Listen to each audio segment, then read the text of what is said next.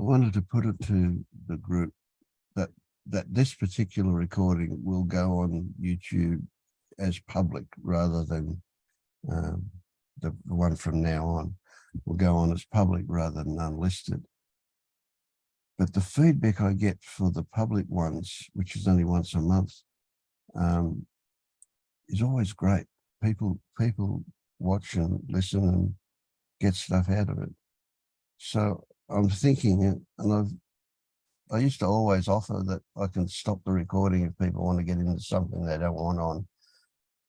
Nobody ever took me up on it. So I was thinking, I'd really like to put all the recordings up as public. I think that would be a better service to the world than just once a month. So, and I was thinking to ask everybody here, but of course this is my mail out list has now got over 200 people on it. So, and we end up with 20 here. So maybe I need to ask on the mail out about it, if anybody's got objections to it being put on public. But, yeah. Oh, I haven't seen you for a while, Pam.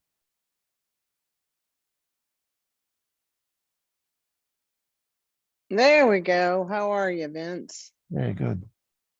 Good. Yeah, it's been a wild and crazy few months. Crazy in a good way?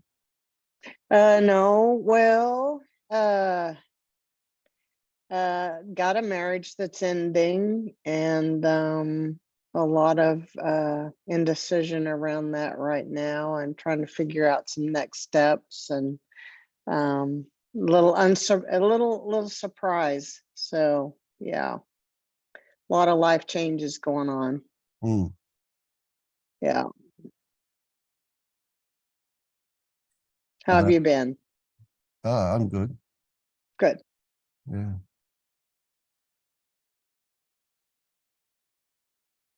Yeah, it's all good. I don't know why I have to think about that when people ask me.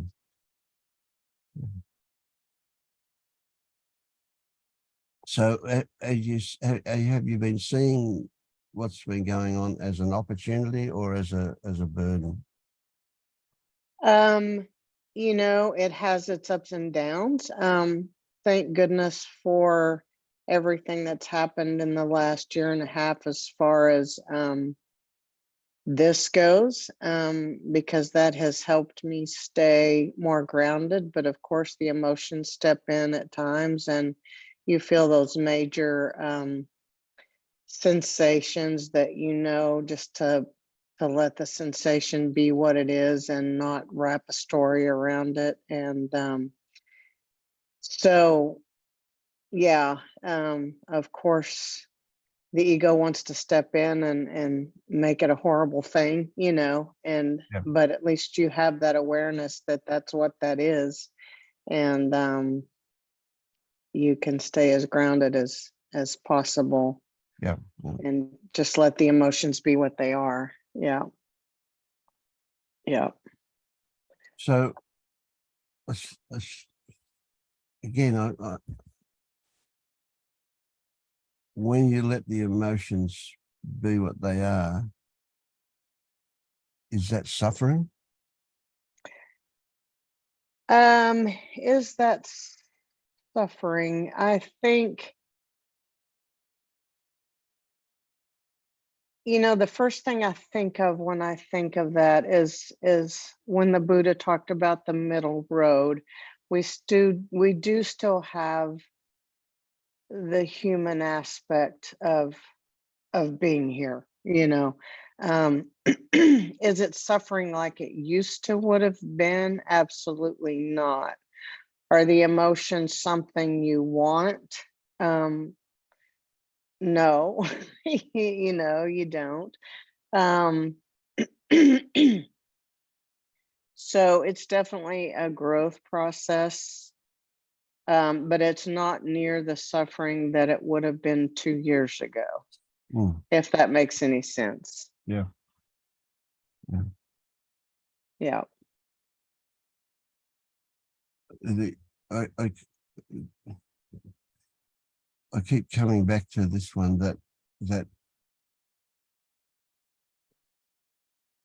when we're experiencing something that is unpleasant, the natural inclination is to want it to end, to want to finish it, to get away from it. Yeah. Yep. Mm-hmm. And do you know that the best way to get away from it, the best way to end it, is to not try and end it, not try and push it away, but rather to Right. accept it. Right. Right. The resistance just creates Yeah. suffering. Yep. Yep. But also if we focus on just the ending of it finishing, we miss the opportunity again to see what it rests on, what caused it, why that particular trigger happened. So to shift the feeling motivation away from ending it to finding out what it's about is a little bit of a trick, because it's that wanting to end it is what comes naturally. That's Right. the big time one. Right.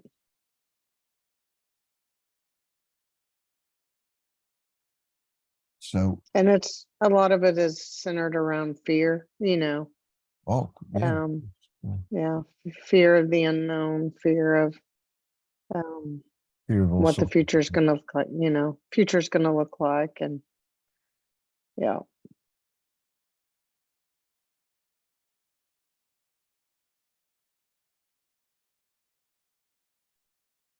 And a lot of those fears are,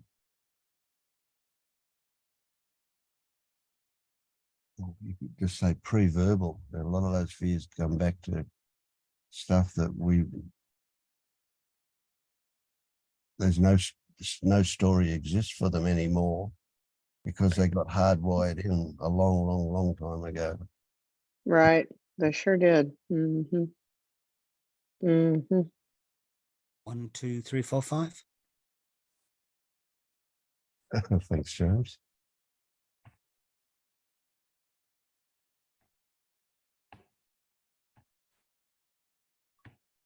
Sorry if I talked over things there. Apologies. My microphone was playing up. Okay. It's not now. It's good. Yeah. So tell us how you've been. Oh, it's been interesting. Your couple of messages you sent me have really been changed my view of things, but sadly on the intellectual level, not the sort of underlying level. That thing about the clown mask, where I'd got it completely backwards. I was saying a clown mask was another mask to put on top of the one I've already got, and then you saying that would allow spontaneity to then sort of allow one mask to see through the other, was the sort of way I got that. I say I get it on an intellectual level, so I'm going to try it, but we shall see. But the thing that struck me the most was the one line, I think you said, the only thing that is actual is the direct experience. Even the communication of the direct experience is coming from memory, because it's like come in, and then there's that delay between it coming in and then thinking about it and expressing words over it. So I don't know how to, but I'm just somehow trying to live the direct experience for myself. Yeah, and we'll see where that goes. Okay. I also wanted to get across to you that potentially life-threatening. That direct. Oh, that's I feel a bit melodramatic saying that, but to do with my health. Are you talking to us, Paul? So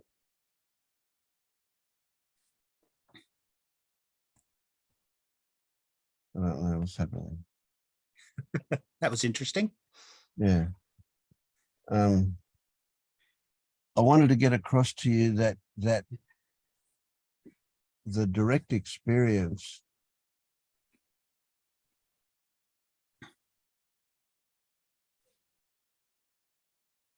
is so fleeting in real life. It's so fleeting that you can say that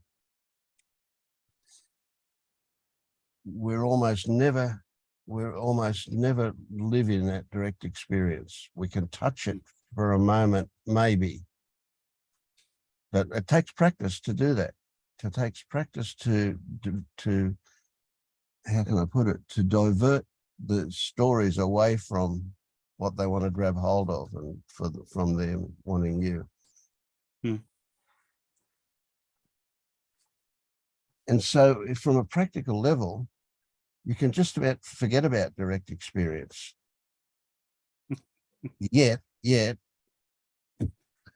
I promise you there'll be moments of direct experience that'll blow your mind, literally, have your mind shut down many times in the future.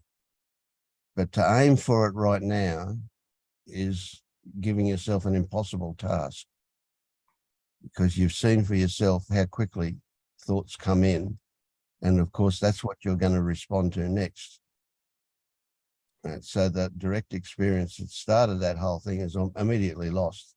It's almost as if it never happened. I remember once doing a meditation, this was before I joined LU, a long time ago. And the idea was to focus in on the now. And I had this experience of the now was going past so quickly that I couldn't quite catch it. You know, I kept narrowing it down. Like I'd narrow it down to one word, say hello, but then you can narrow that down to the huh of hello, you know, and then you can narrow the huh down to the beginning of the sound of the H. And I just couldn't grasp it. Everything was just flying past too quickly. Yeah. That's good. Yeah, that's a good analogy. That's the way life works. Yeah.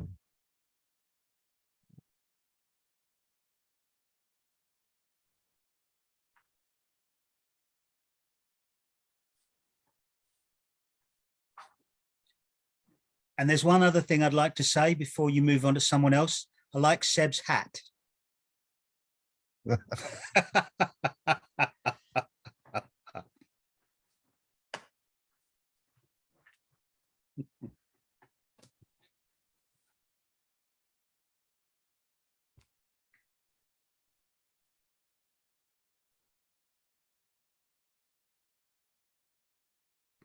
You still up in the honeymoon suite, Amanda?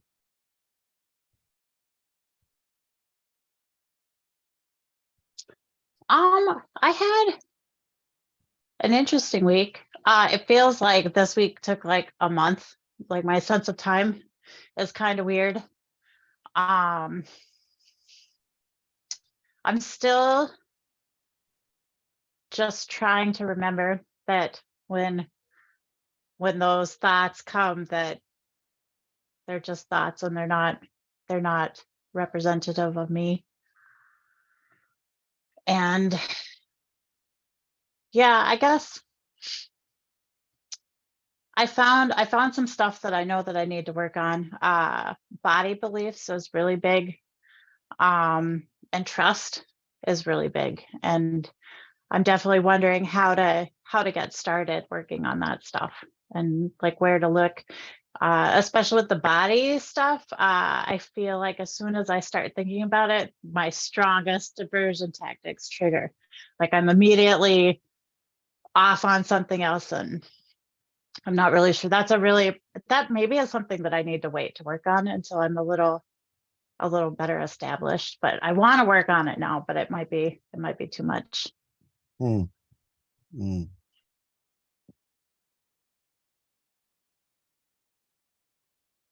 Yeah, it may only be language, but certainly don't work on anything. Find something to play with, but don't work on anything. Yeah. Yeah, I hear you. The moment we start taking things seriously, we're off into diversion land. We're escaping. Yeah. Yeah.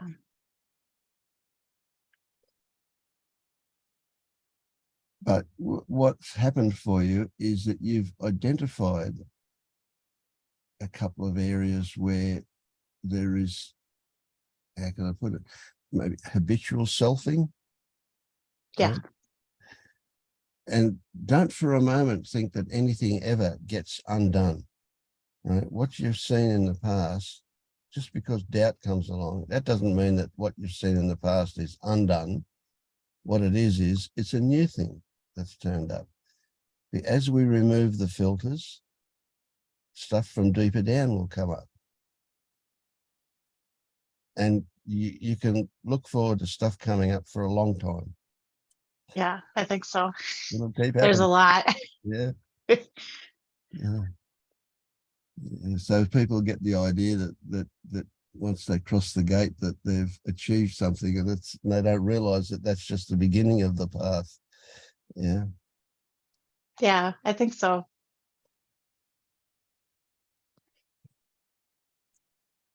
How are you traveling, Gianni? Is that how we say your name? Can you hear me? Hello? Am I audible? Yes, we can hear you. Oh, okay. Yeah, Gianni or Johnny. Friends that call me Gigi. It's up to you. So yeah, I discovered your group the other day. Because I discovered that the doubt was like a big thing for me. I'm like coming to this slow realization where I'm realizing how much doubt is a part of my identity. And so it's bringing all this attention to the contractions that were in my head. And they've always been there. And I kind of half knew they were always there. But because I'm getting sick of my thoughts, then it's easier to set my attention there now. Yeah. Because I want to get out, right? But I know that's not actually, to escape isn't the way out. Yeah, definitely. So that's kind of that's where I'm at. And again, we repeat and reiterate forever if necessary.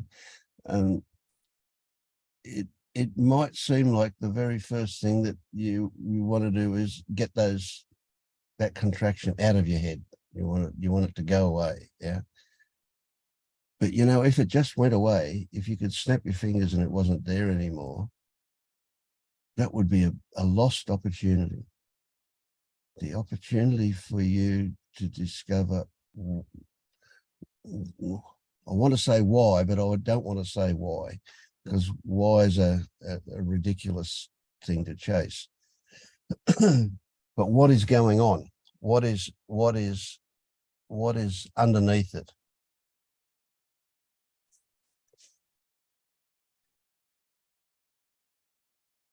Because what is underneath it is a worldview.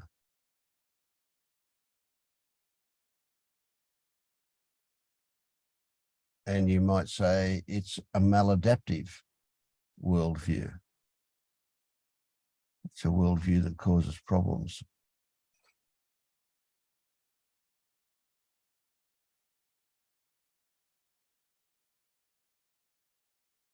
So I get the feeling that you're well and truly past the first feta, so that you understand the delusion of believing in a inherently independent, separate self running the show. Yeah, more or less. There's probably one or two or a few things left to notice, but in terms of the sensory data getting identified as self, yeah, I've spent some time on that. Yep, great. Yeah.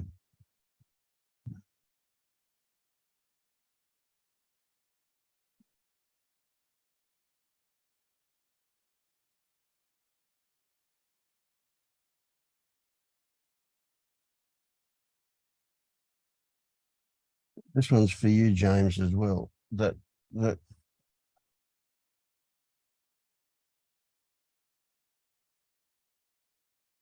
when James thinks that there's a distinction between intellectual understanding and some more, how can I put it, some more physical understanding. That's not quite right, but you know what I mean, I think, I hope. But you know, for an understanding that shifts a perspective, of an understanding that changes the way we look at things, that's the kind of level that we want to see things at. But you know, for that to happen, it's going to happen mentally first. We're going to see it. We're going to see it in our mind. It's going to be a picture that we formed.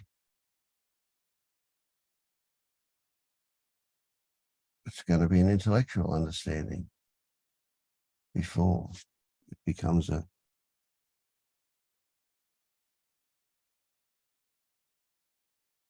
something more, whatever that is.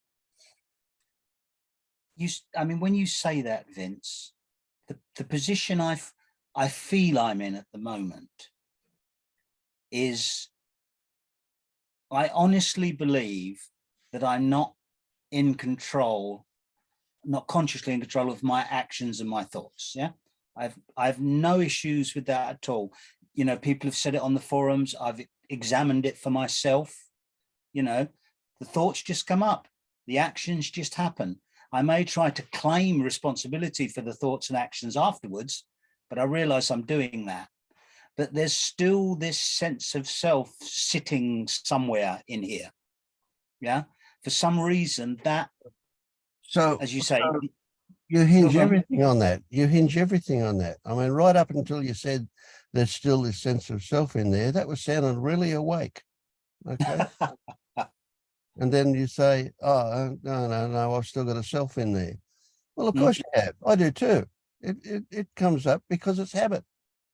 It's, you know, in my case, I've got bloody 76 years of conditioning behind it. You know, that doesn't go away instantly, does it? Right? We keep discovering bits of selfing that we have. So although we understand it, and as you say, on an intellectual level, and we've even had the odd smaller epiphany that's changed things about the way we look at the world. Family are really great at triggering us, triggering things in us. And what they trigger is stuff that goes back to childhood, almost certainly. It goes way, way back. But, you know, until it's triggered, it can lie dormant. We don't even know it's there. And then conditions. Could be just somebody saying something in a particular tone of voice, and all of a sudden we're triggered. And isn't it great?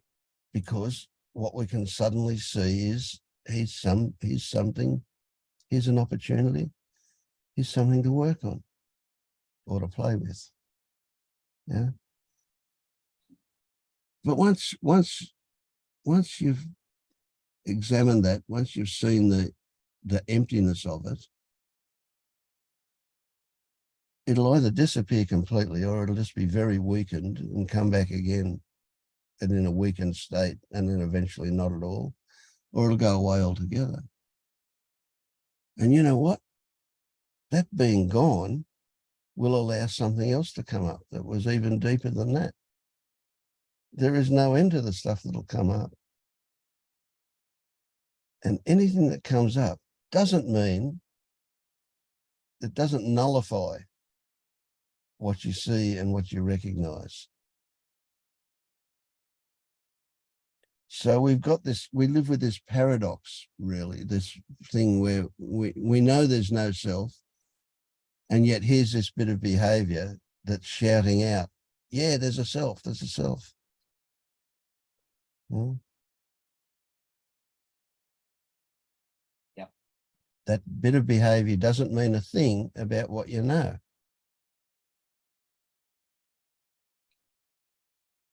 But what you know gives you a tool to work with when you look at whatever came up. It doesn't work backwards, but it works forwards. Yeah.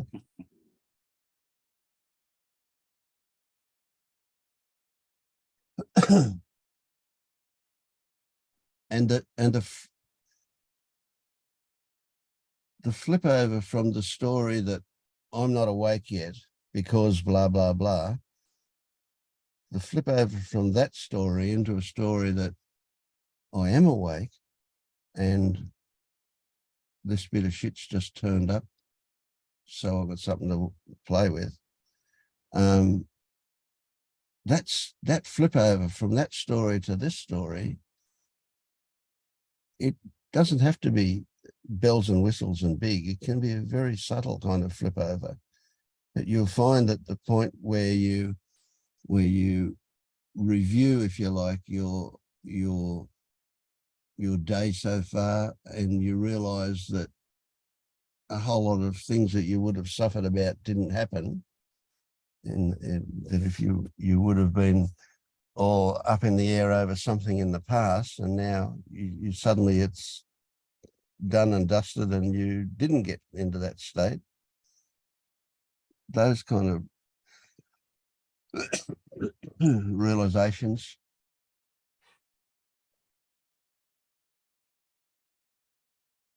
in the beginning, they can have a lot of weight. You know, that can be really helpful for us to recognize quicker the next time we get triggered that it's just a trigger that's come up, an opportunity. But in and of themselves, they don't mean anything. Just as the shit, when it turns up, it doesn't mean anything either.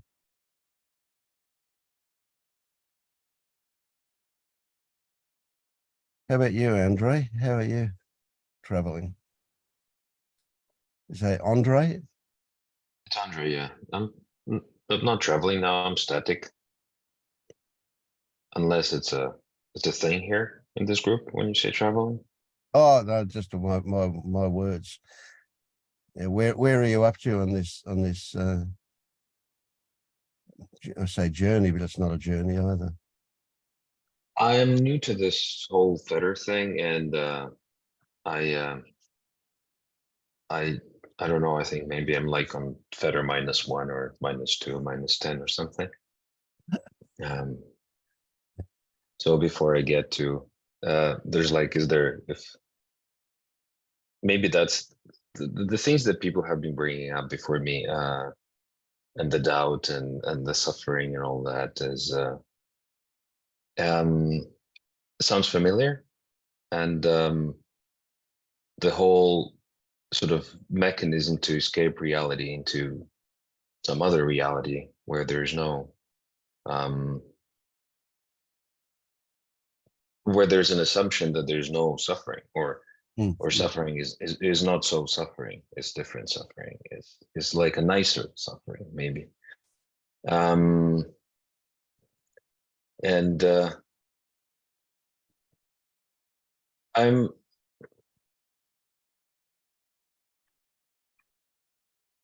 I've been trying to figure out which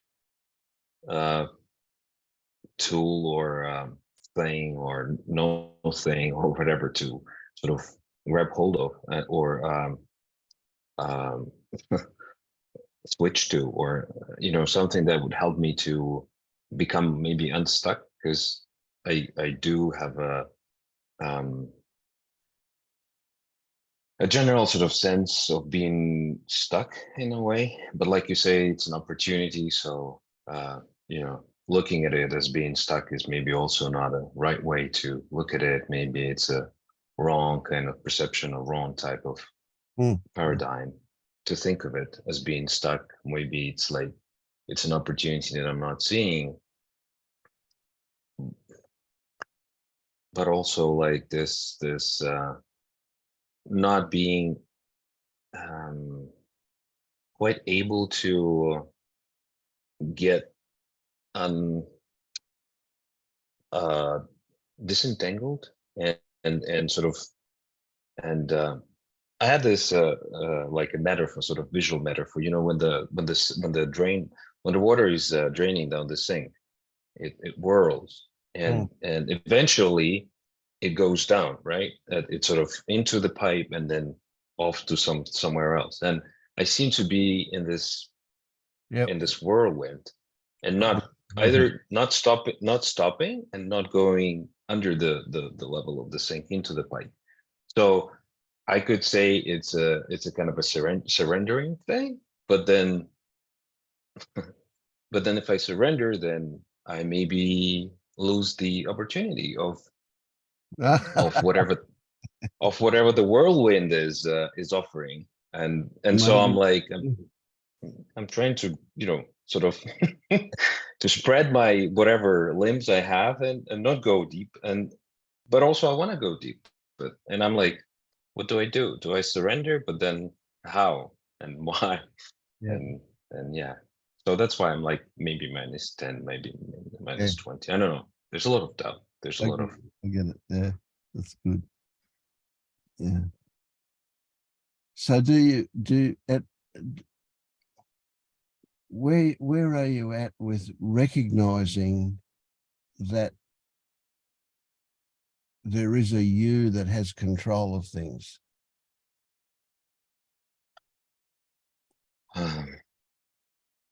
I have had moments of seeing or sensing that I'm not separate from other people, and I have also had occasionally like this no self thing, but then like, because I have such a strong doubt, I don't really know if it's like real thing. That's doubt talking.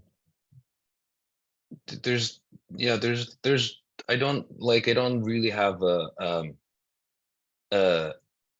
no self meter that I can like, I turn it on, okay, no self, then I can show it to you, and okay, see, this is like me having had this experience. So every experience that I had, I doubt it, and hence it's the first thing that comes up when you ask the question, especially in something which is quite intangible itself. I think I think I have had the experience of different, but I don't know what to do with it. Even if there's like, if there's no self, there's still suffering, and there's like, I'm not able to integrate it, because I see that I may use no self thing as an escape. Yep. And it often does get used that way too. Yeah. Yeah. So I don't want to. So on one hand, I want to, this no self, the fetish and all that. On the other hand, I'm still like, I don't want to move on. Like, there's like, what do I do with the luggage? Like, I still have it. Like, do I? Yeah, the whirlwind. So with that metaphor, which is a good one,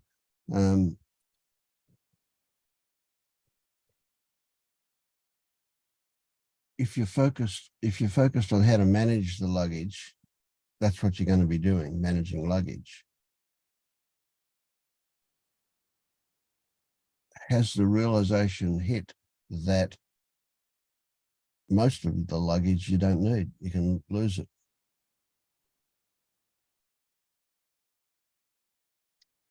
You don't need to manage it, just walk away from it. Has that Yeah. perspective occurred to you? That's what I'm asking, not what you've done about it. May I say had something, this- Vince? Of course, yeah. So I can tell you from experience, and Vince knows that that I've definitely progressed through the fetter system. You know, and in talking to some other people, probably have completed the 12th fetter. And with what I'm going through now in my personal life, I can tell you that it is the baggage that you're trying to hang on to prevent the suffering that's causing the suffering. So if you just, and your metaphor is fantastic, if you just let the water go on down, then that's not to say there won't be an occasional blockage that makes it want to come back up or something, but you'll recognize that immediately. And it's the very baggage that you're trying to grasp at and hang on to that causes the immense amount of suffering. And that's what I have to contribute on that.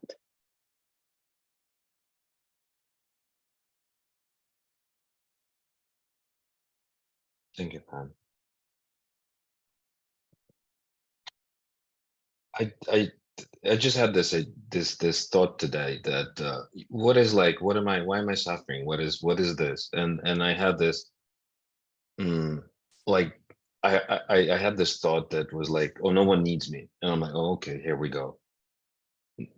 And so, something goes back to, I don't know when, and then no one needs me in this world. And I'm like, why is it so important for someone to need me? And then when you talk about this baggage, when I started this whole thing about the baggage, so the baggage helps me to, or at least I think it helps me to be needed. Because if I'm just, I don't have baggage or luggage, then there's no reason to need me for someone. And I think it's probably like the, mother sort of thing related to my childhood. And I show them the baggage and they're like, oh, okay, we need you because you have this. And if I don't have the baggage, then what am I? Who am I? And I think it's a decision made some time ago that, like, without all this luggage, then no one is ever going to, need this, need Andre, need whatever. Yeah. And without it, there's like all the value is stripped off, all the worthiness is stripped off. And like, I'm just, and it's like, it's not, I just see it now. I don't know what to do with it. Like how to handle it. Maybe there's just seeing it is enough. I don't know. I just feel this contraction, and I think there's this kind of hunger that is subconsciously having me to keep, to stick to the to hold on to these bags. And the bags are, I don't really know what's in them, or like I don't really like them. They seem to be dirty and they seem to be, stinky, but Yep. yeah. We drag it around anyway, yeah. Yeah, I drag them around anyway. Andre, there's something here that if you'd like to explore it a little more, you talk about the contraction and this baggage. It's not only a thought, perhaps, but it's a feeling too, perhaps. Well, not perhaps. It's if we would you like to dig a little bit deeper into that just right now and see what's there?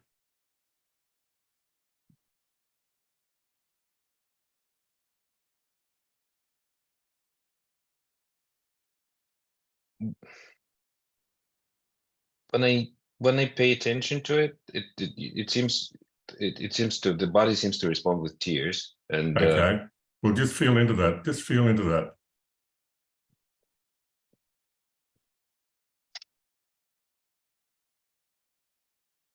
Just let it be as it is.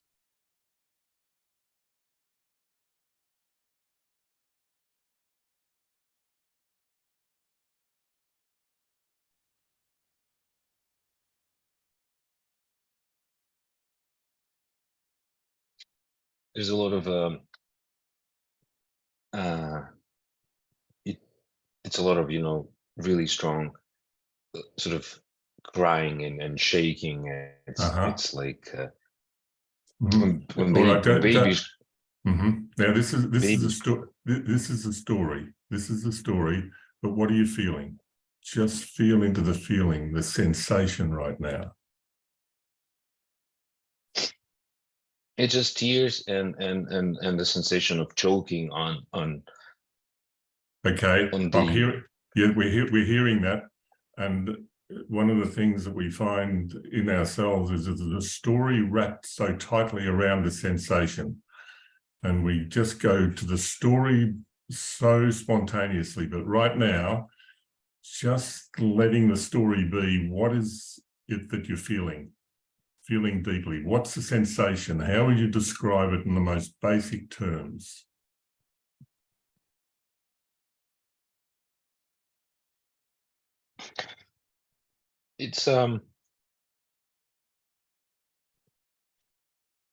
it's anger and it's sadness. Okay, just feel into that. Just feel into that.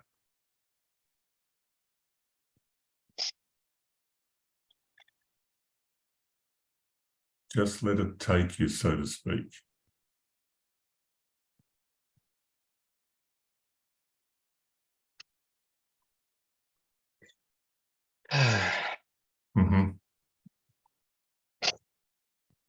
Let it fully show itself. Let the feeling really express itself fully.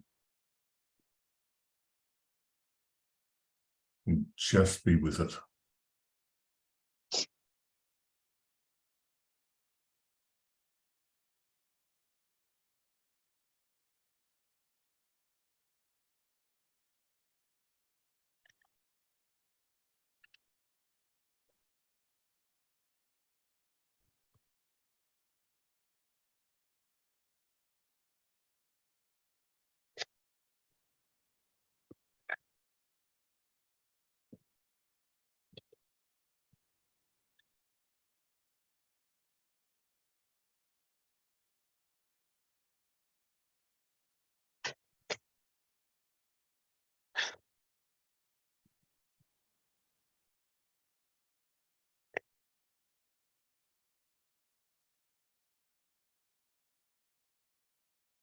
Give yourself all the space you need just to let that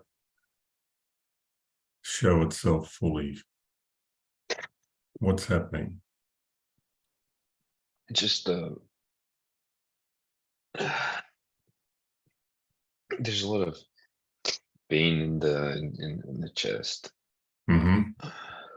Okay, feel right into it. Feel right into it. Just let it be.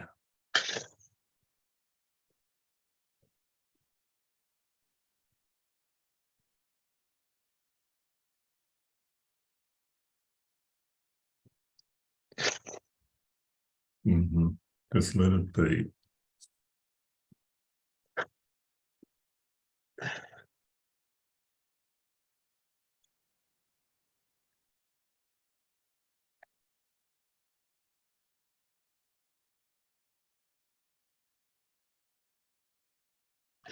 It just seems endless.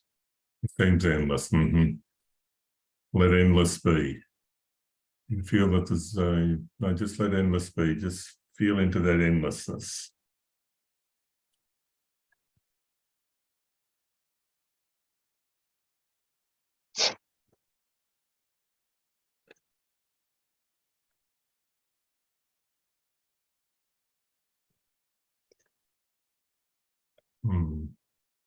It's hard to breathe.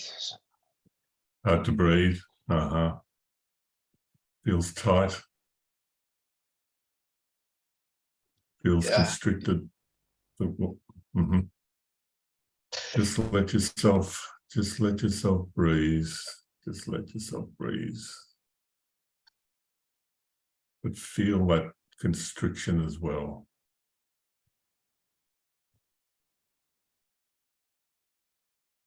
Feel that constriction fully.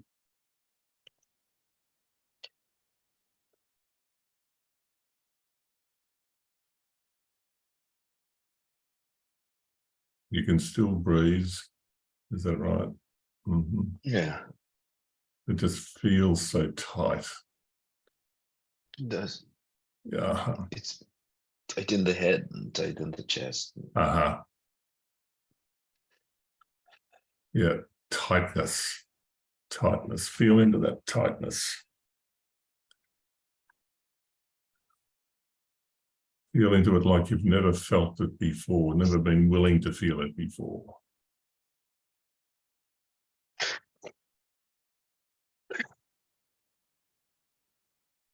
It's ruffling the life out of you.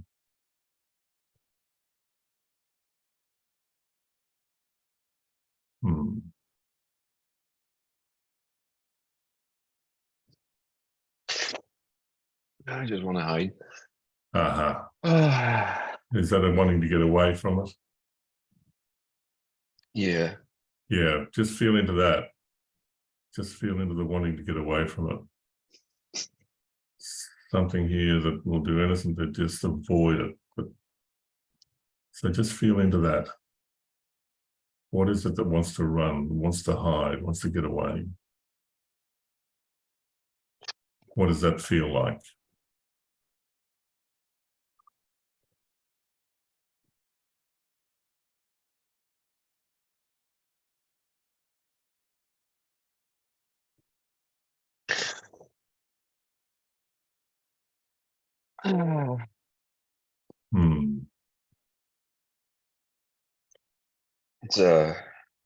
It's the same. It's like wanting to run away from you and also wanting to not run away. Wanting to run away and wanting to not run away, did you say?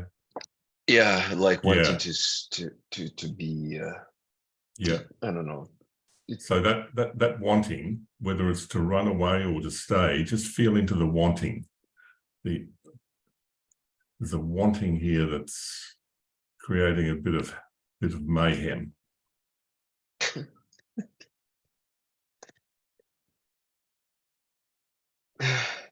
All sorts of contradictions happening. It just feels totally confused, huh?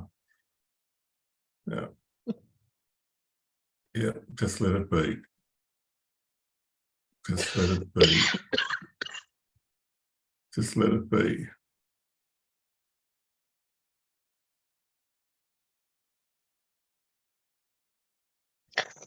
I think there's also a touch of embarrassment. Yeah, can feel that. We all know we're all here with you. There's a lot of love here too. I don't know whether you can feel that, but feel the embarrassment. This is what we want to run from too. Just feel it.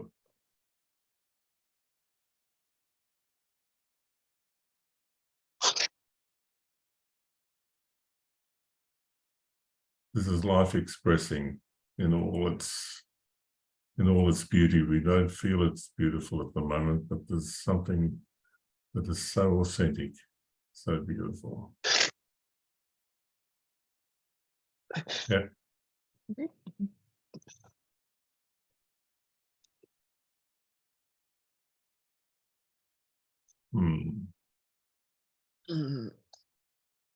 Can you just let it be, whatever's happening there?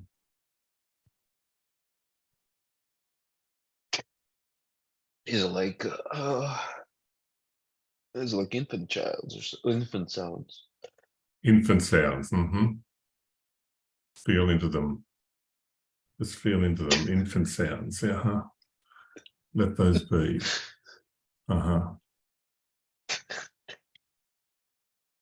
When you say infant sounds, how old is this little infant? I don't know, maybe 2 months or something. 2 months, okay. Mm-hmm. Yeah, just really let that be. Let it in. Open the heart to that totally. Open that beautiful heart to that little infant. What else is felt there?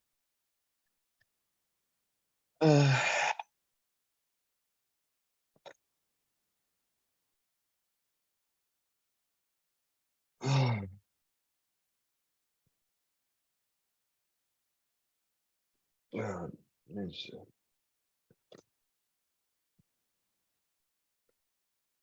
hey, there's some sensation of like there's an sensation of expansion, but also still some residual sort of pain and Well, let chest. just let both be. What happened there? There was something changed. What changed? The last that I remember was that the baby doesn't feel like there's a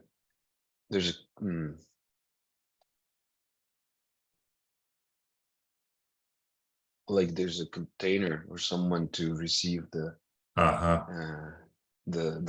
crying, the mimics, the you know, whatever is happening, and now like there's a, it seems to be a vaster space, and the baby seems to be switched to that space, and it's just like the baby's needs have been, I don't know, taken care of, maybe. This is deep. This is deep. Beautiful. Beautiful. So, you know, There's sorry. Yeah, like there's like, I'm a little confused that there's like no one there. It's just space. It's just Yeah. So how does the confusion come in? Is that when you go to the mind, or just feel that space? Just feel that space. How would you describe that space? it's like warm light. Okay. So let that be. Weightlessness. Happy to just totally give yourself to it.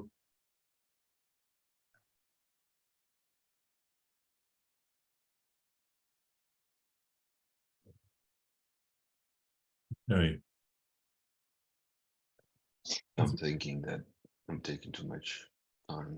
Right. Okay. Yeah, that's a perfectly understandable thought to come in. However, just be with this spaciousness that feels so caring by what you say and supportive.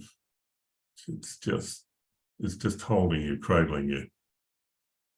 Is that what you're feeling? Yeah. Beautiful, beautiful. So look, just keep holding that. Andrea, that's, you know, what we're able to feel into there is so precious, really, because that's some of the things that just hold us.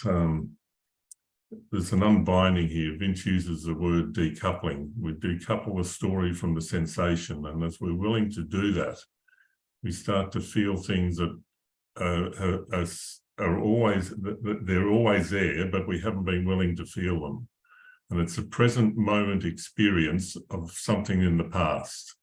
And talking about a 2-month-old baby is just so precious, because who knows what happened there? We can't articulate it, but there is something in the moment that we feel very deeply about something that happened in the past. And somehow just feeling that feeling, being willing to just be totally open to it, something unbinds and something changes. And this is certainly one of the absolute keys to becoming awake to the present moment. That feeling in the present moment, just letting it reveal itself. So thank you for doing that. Thank you And, for and when those emotions arise again, just do your best to feel into it. That experience of feeling directly. This is what we call, this is a beautiful example of direct experience of the sensation. Just feel it as in all its purity, the purity of the sensation. And when you feel yourself going to thoughts, just let them be and just bring your attention back to the sensation. thank you. You're more than welcome. Everyone.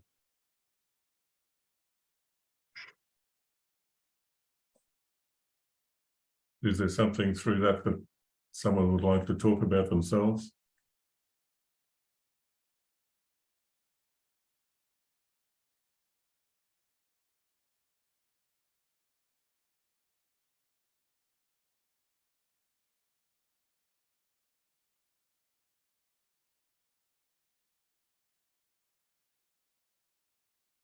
I was going to unmute and I realized I'm not muted. I think the thing I want to say is just how beautiful it is to all be together and to feel that wave. And the two of you have been working in unison together. So, Andre, just to let you know, it's a gift. It's a gift to all of us. And it's so beautiful to be a part of that wave and to watch your willingness to, or not even like it's active willingness, but that letting it be, and then what comes of that. So I feel grateful to be here just to experience that. And Alan, your guidance and the encouragement and clarity about staying with it.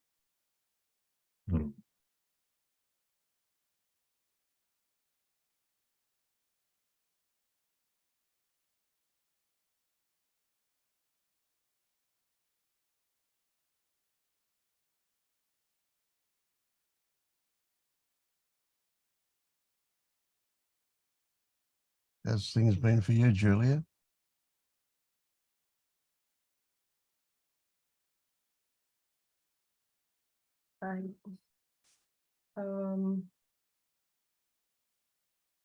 Yeah, there's a lot going on in my life, and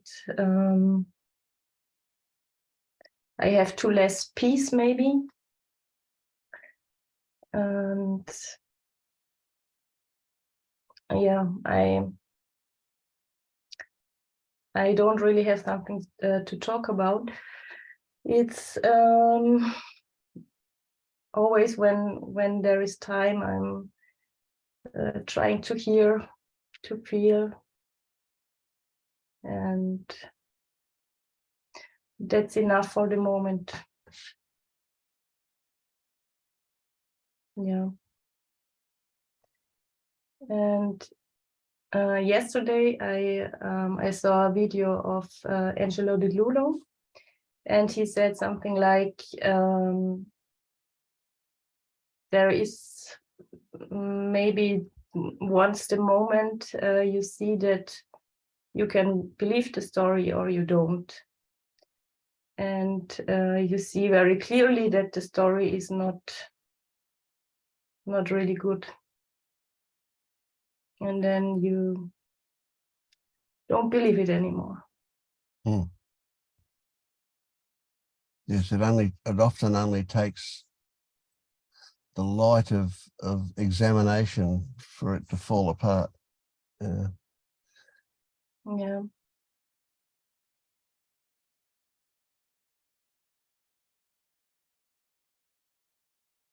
Yeah, I see the parts of the story often, and yeah, it's better not to listen to it. So And maybe that's something you it did works. know, or is that something you tell yourself? You just know it's better not to listen to it? I hear the thought, and then I try to focus on voice or sensation, and Mm. yeah.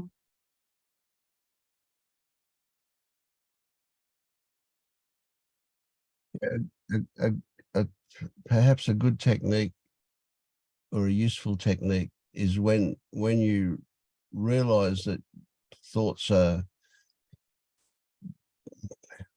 being demanding attention. You, you can always ask yourself, what are those thoughts trying to take me away from? Mm-hmm. They're always a diversion from what you're feeling Yeah. that you don't want to feel. Yeah. I try to do this, therefore I try to feel what is going on in my body, and yeah, I also feel stuck still, but yeah, and I recognize the aversion against this stuckness, and the story, what is going on, how can this life go on, and this decision, and yeah, then I see that it's so crazy what's going on in the thoughts, and yeah, Yep. grief here. And that breaks your connection when you see Yeah. how crazy they are. Yeah.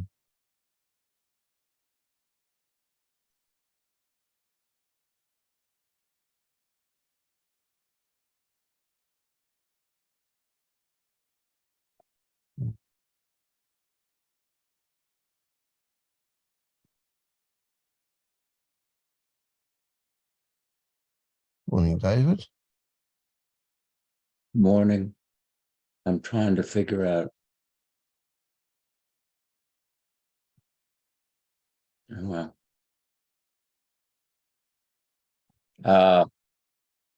I have been sick and I am coughing a lot, so I may not be able to talk for much.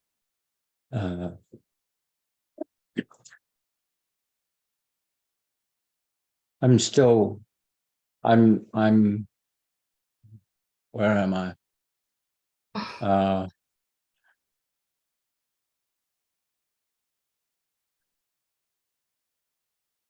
I'm still thinking about thinking, how much everything is,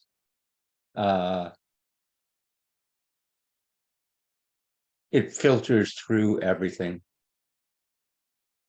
that I see. Every time I'm seeing, oops, is that me? Yeah. Every time I'm seeing, I'm naming it, whether I'm doing it consciously or not.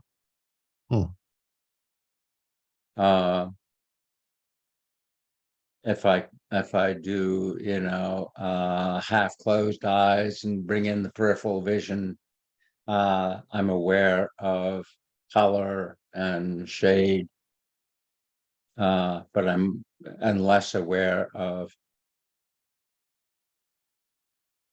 the content.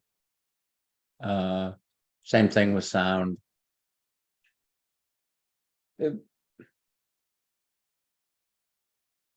It's like I'm flip-flopping back and forth between I as the center of the world and universe, and I as just another thought.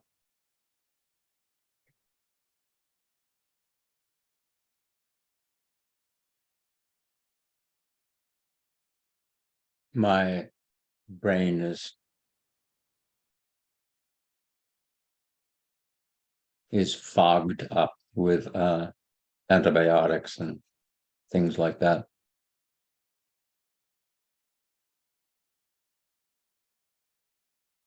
I haven't been.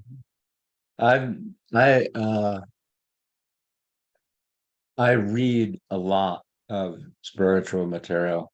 I've been reading the Liberation Unleashed for months and months, and I wouldn't even say it's reading, it's more I'll read a sentence and then think about it and relate to it, see it.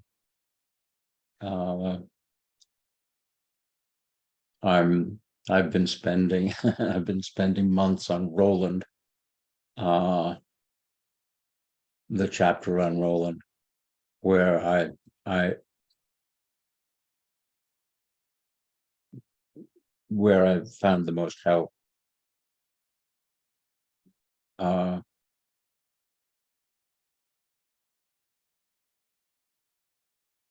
don't know. Hmm. That's more or less it. Yeah, that's pretty good.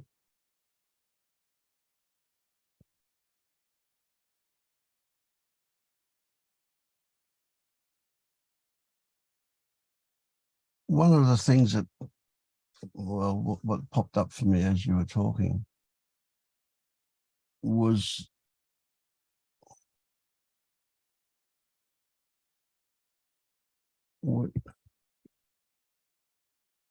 at Liberation Unleashed, they have some final questions that are meant to reveal if there's any identification left and where it is and so on.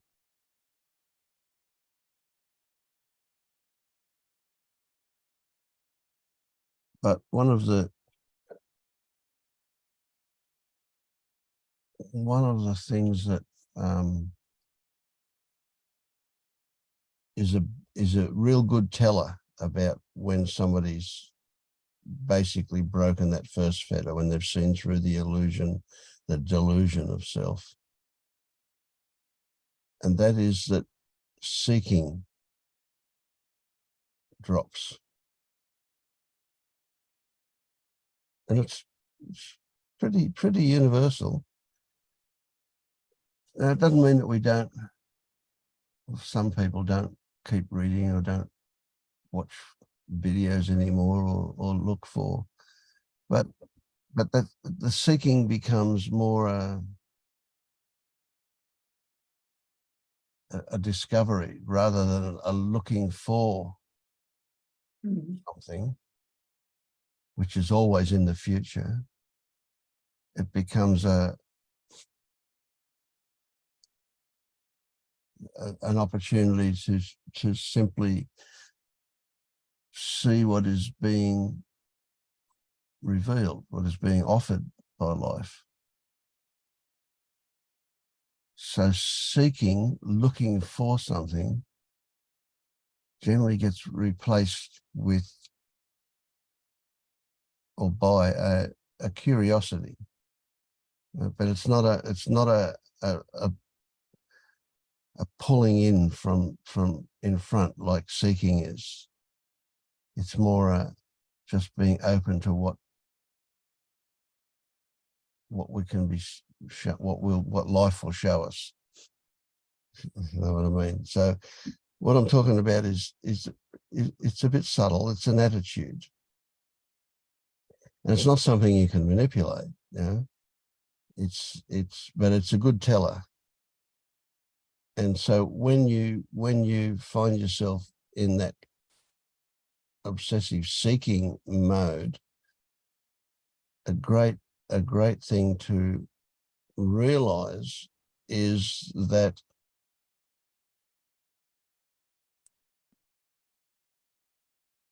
you're going to have to lose all of that to wake up. It won't be there when you wake up. There will be that grasping for something changes. Yeah, I don't know how to put it.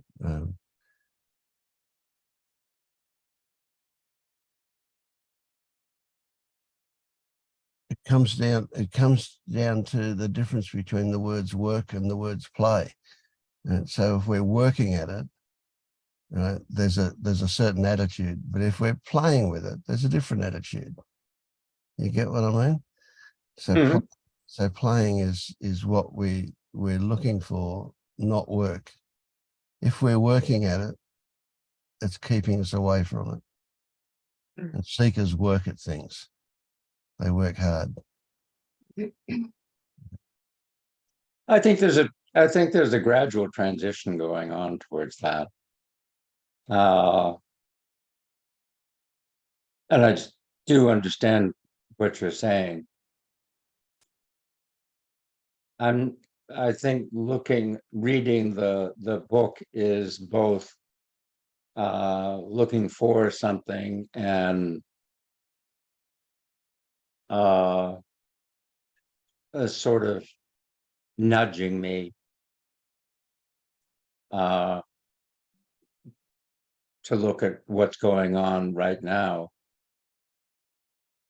I wonder about the idea of, I'm going to use the word awareness, consciousness, being aware of being aware, as opposed to mindlessly moving along.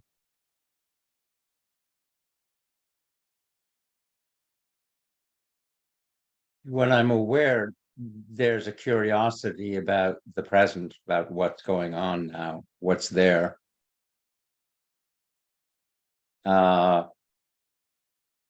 There's also I'll call it a discipline in the worst sense of the word, a discipline of noticing that is seeing, that is hearing, that is touching, tasting.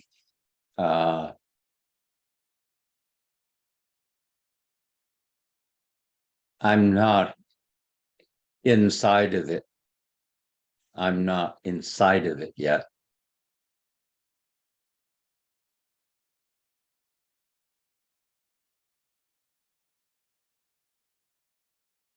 I wonder if you,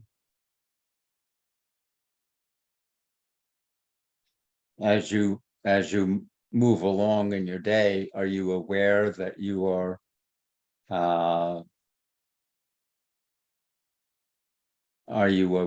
that what's being experienced is hearing, what's being experienced is seeing, or that seeing is going on, hearing is going on?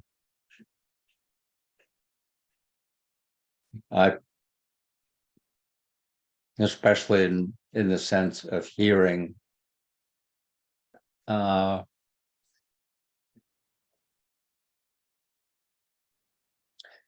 hearing, there doesn't seem to be any boundary for me in hearing. I don't think there ever has been. I can remember from the age of 3 or 4 listening to music and not so much being lost in the music, but the music was just happening. And I was not part of it, not an observer of it. It was like I was the music. I don't experience that with seeing. And by the way, that's been the way it has been with me for music since I was a child. I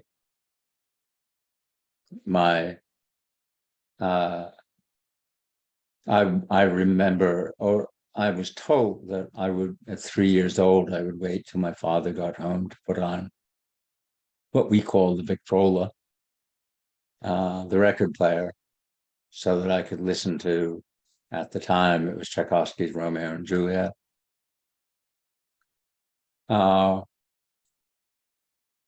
And it's never stopped. I've just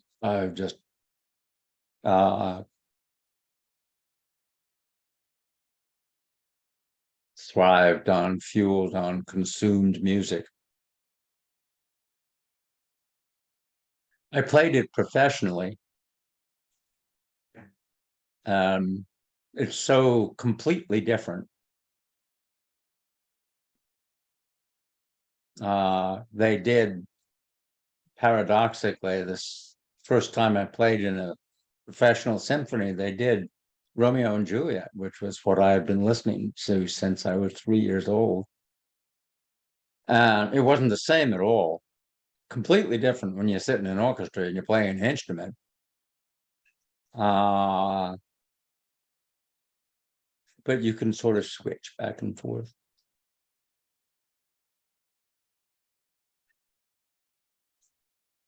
And I've been talking here about getting in touch with emotion. And music is the language of emotion. I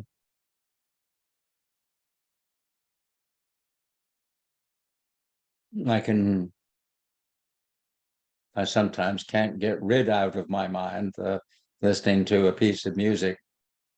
And I've been listening to all of the Brahms violin piano trios that I used to play. My father would come in from out of town. He'd play violin or viola. I'd play cello parts on bassoon, and my first wife would play piano. And we just spend an afternoon going through all the music. And hearing it now just brings back sadness from all that I've lost. Except the music. And the music is still there. I suppose that I'm closer to music than I am to any human being, anything.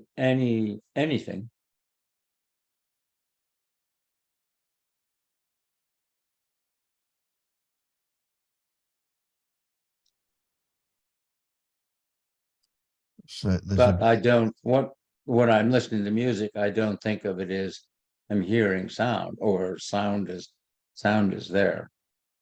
no, It's no. you're involved in it. Yeah. There's a bit of an irony that there is such sweet, good feelings towards the music, and yet the music is connected to memories that bring sadness for you. Yeah. Yeah. And if you've listened, people who listen to classical music are, I mean, there's not that often that you're hearing something for the first time. Mm.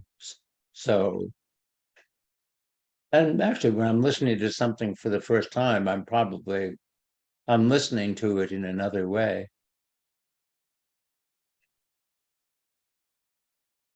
But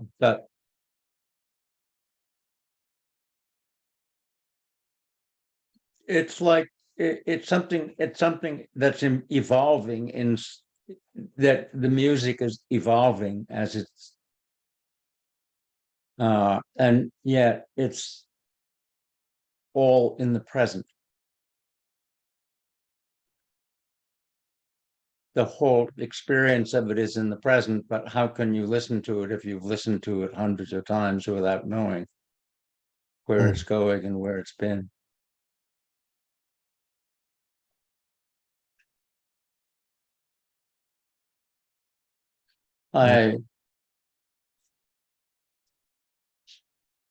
I've always loved, I wasn't brought up religiously. So the first time I went to church was in college, and I went to church to listen to the Brahms Requiem. And I've always felt the spirituality of spiritual music. Mozart Requiem, Palestrina, Gesualdo, etc.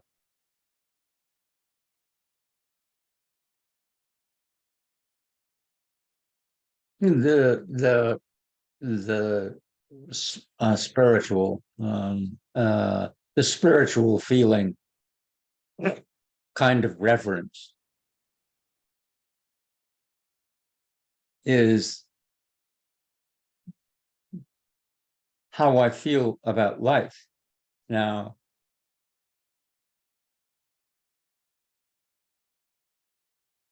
it's just unspeakably sad that when I die, I'll lose all of this. Maybe. Maybe. Yeah, maybe. I can't imagine this will be here. Any of this will be here after I die Well, David, in the form that I.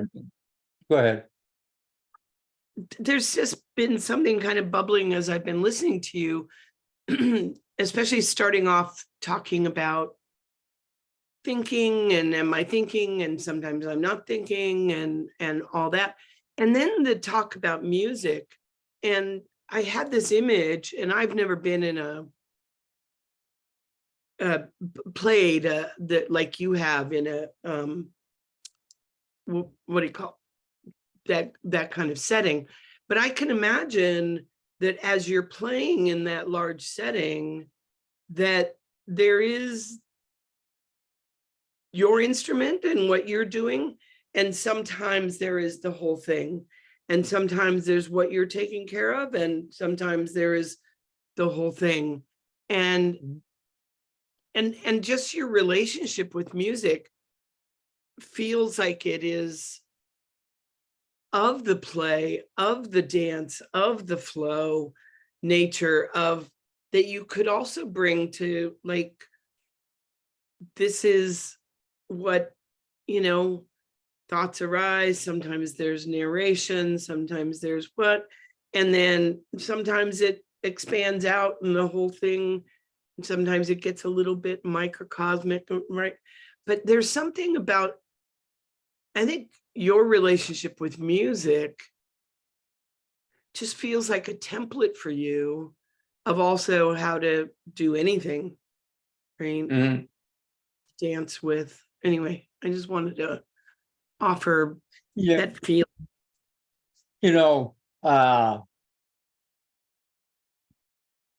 If you imagine playing in a string quartet, it's like four people are all talking at the same time, and they're talking about the same subject, and they're all contributing their own individual thoughts about this particular subject. And most important is they're listening to each other as they're speaking. And we don't get much, I don't think it works this way. But the hearing, I do that for a living. I listen.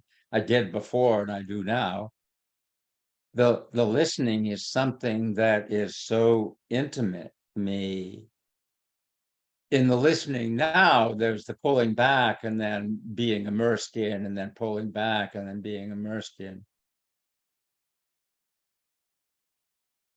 And it has its own cues, which I'm going to do. But when you're playing it, it's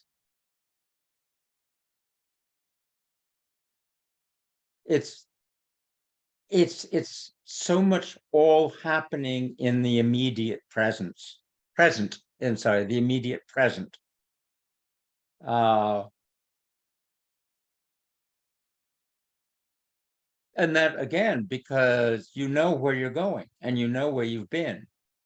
And you've heard the speech before from three other players. And yet it is so intimate to be able to do that, to listen to a string quartet, to listen to a great band, chamber ensemble band. And I'm sorry, I'm not thinking of electric guitars. I'm gonna have to set them aside. Yeah, in fact, it's not a matter of beating somebody else in the amount of noise and the amount of volume you can have. It's a matter of knowing what to say, and to be able to say it so that you can hear others and others can hear you, and you can know the others are listening to you, and et cetera, et cetera. And there's no, well, there's competition, but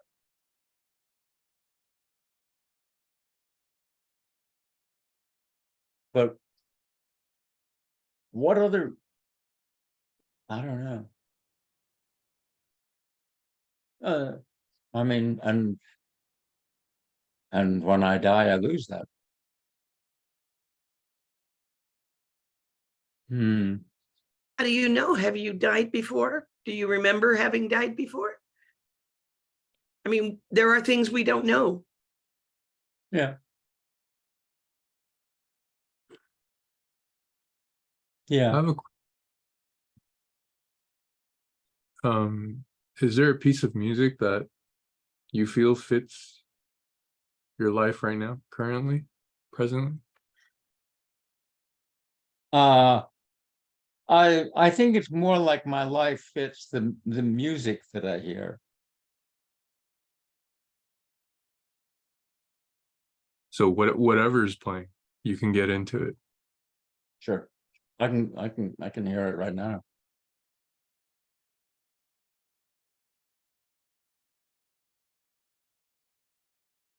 It's like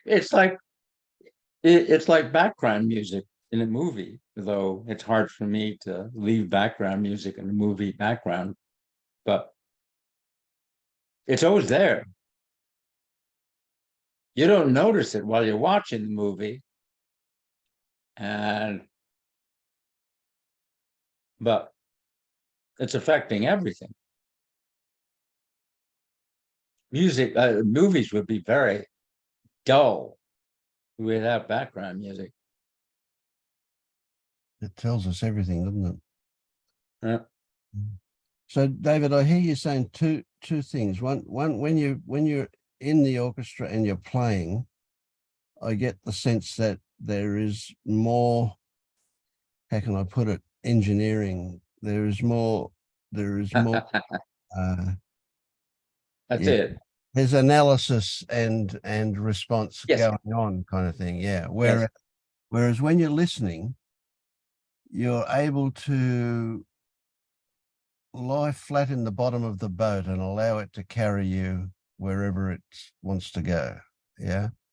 There's a different, totally different something that you bring to it. Yeah.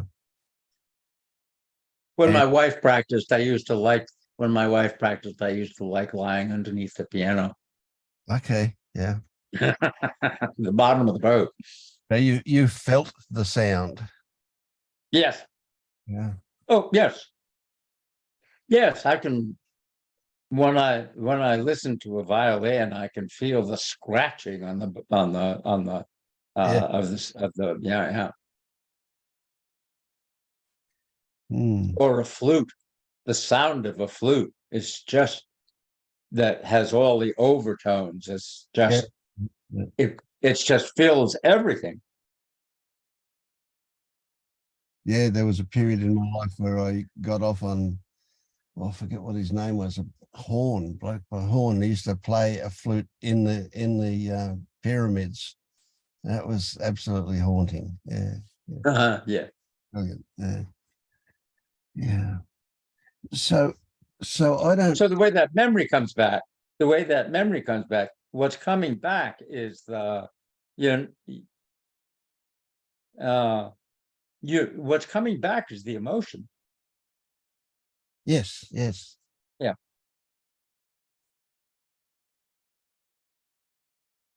David, do you feel that you play the music, or does the music play you? When I play the music, I play the music. When I played with a group of people, there wasn't a group of people, there was one.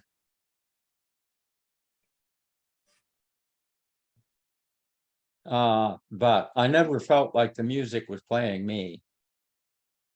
Sometimes I thought it was playing me for a fool, but I don't, but I hadn't. Sorry, I couldn't resist that. Mm.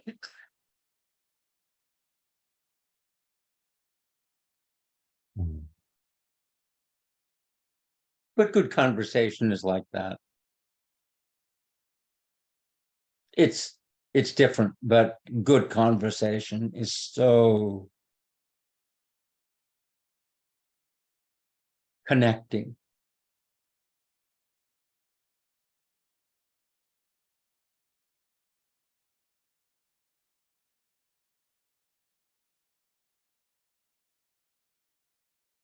David, can I chime in for Yes. a moment?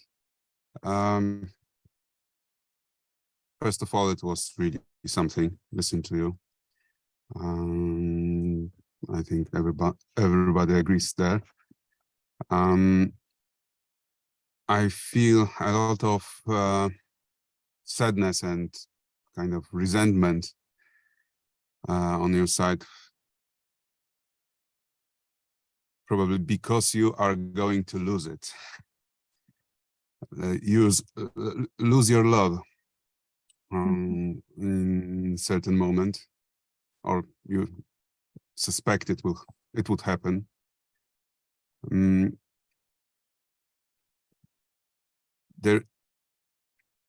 What I'm trying to say here is that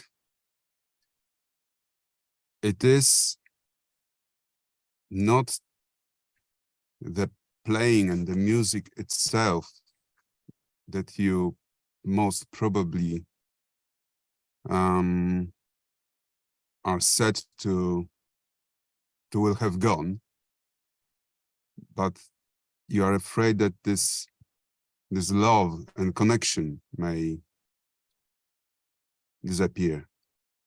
That sensation of love and connection, and that all you feel. I won't tell you what you feel.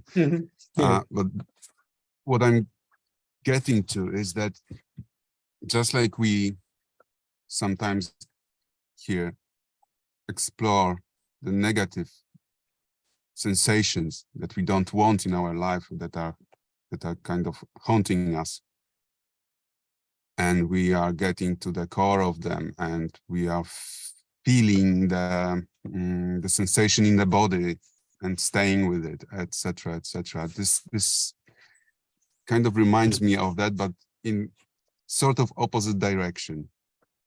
If you can say it is like I don't want to sound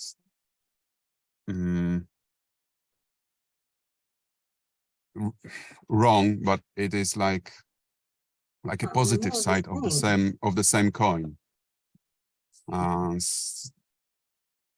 Like we for example, there is fear. We don't want fear. We are fighting the fear.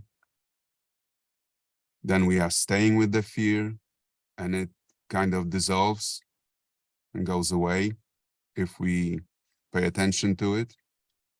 And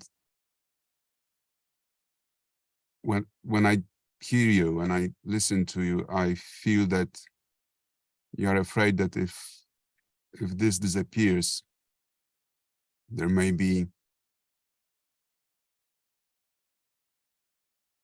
I'm just thinking what you could feel, but it sort of there must be some kind of a connection between these two.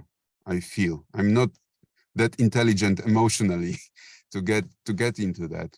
Most probably there are many of us here who are much more than I capable of to express what I'm trying to express. But the question is kind of, can you run out of that feeling, that sensation of love and connectedness or can it end if the music stops? Is the music the only medium to convey that for you? That's the question I think I would ask myself if I were you. Because you may feel like it at the moment now, but is it truth? Are you sure? Because the music most probably one day is going to stop for one reason or another. Like I don't know, I was passionate about something in my life and I couldn't imagine living without doing something. Yet it ended for some reason. And now I am discovering other ways of experiencing similar sensations, if you could say so. It's not a good word, absolutely. It's not the word that I'm looking for, but I think you know what I mean. I do. But conveyed with a different medium, with a different, coming from a different apparent source. So instead of music, there is, I don't know, a movie, right? Or a picture, painting, whatever. But the thing is that the core of all that may not be the music itself, and most probably isn't. I just throw that here. I don't even know what I want to say to you. It's not nothing like solid here, like concrete, but it's something to kind of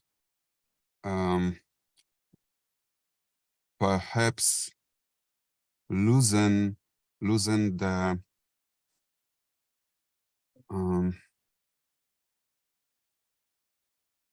connection, binding, lost the word, that glue that holds that together, because it may not be the music itself. That's what I'm trying to say in a short form.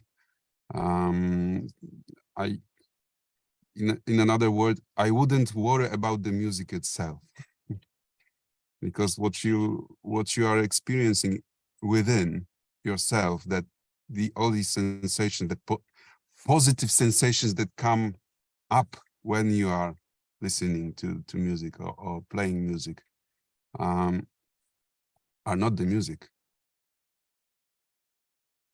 And the music may not be the source, it may be just the medium.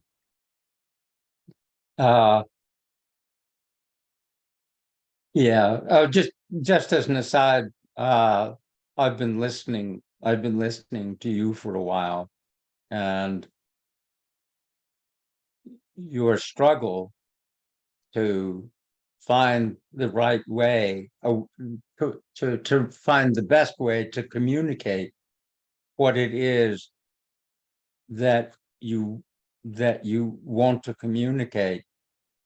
You end up communicating, I'm not sure it's what you want, but you communicate more clearly than many people that I hear who use words very quickly and very easily. So your struggle is part of the struggle is part of what your the way that you express things.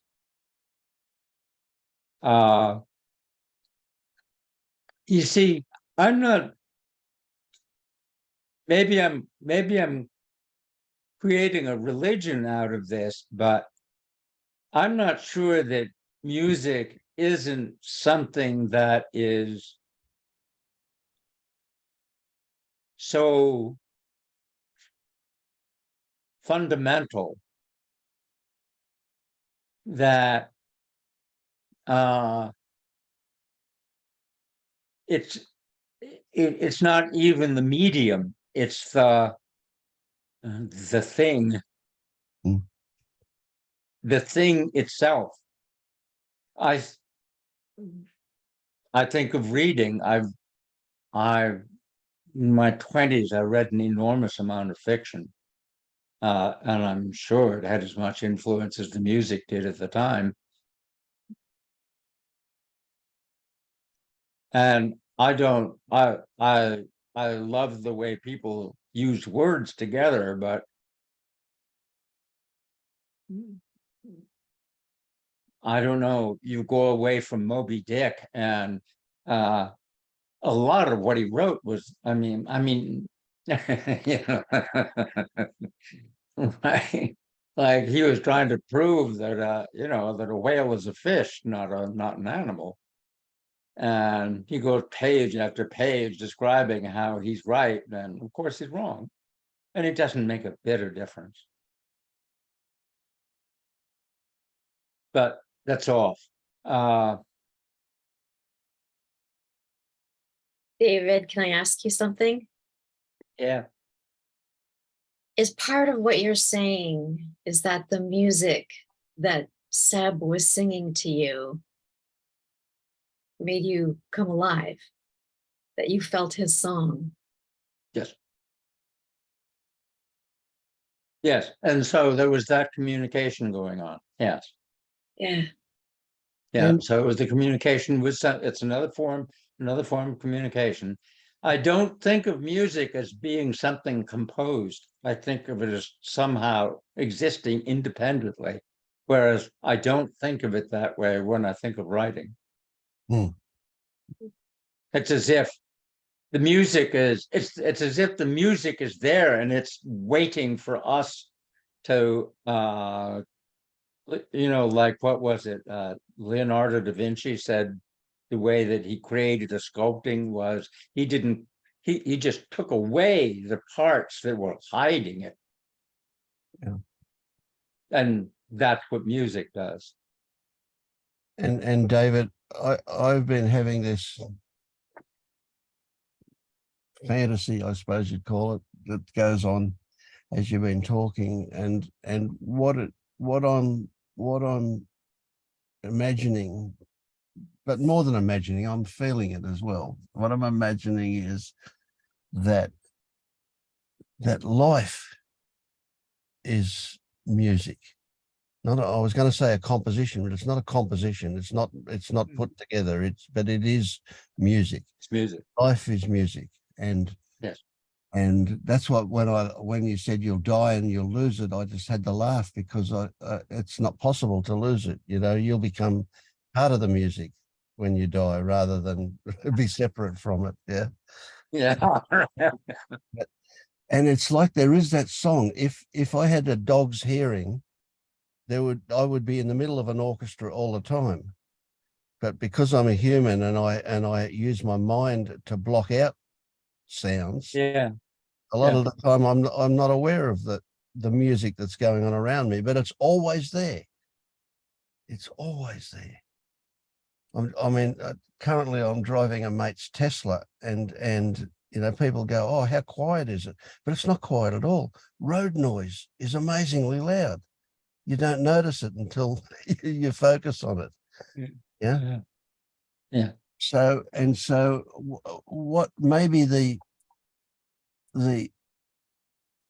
in India there's several paths to awakening, to enlightenment, and in one of the ones in India is the bhakti path, the path of love, and I suspect that's a path for you, in that your love for music and your love for the fundamental nature of the cosmos is as music is your way into where you, right, letting go and allowing the music of life to carry you is all you need to do. Stop working at it and just relax into the flow, and it'll happen. Yeah. I think, yeah, right. I understand. Yeah. I mean, it's easy to get deluded into thinking that everything's part of the orchestra and that we've got to do our part right in order for it to work. It's going to work anyway. It doesn't matter. Yeah. I feel that way about connecting with other people. It's going to happen anyway. It does happen. Yeah, absolutely. And it's the same, it's that same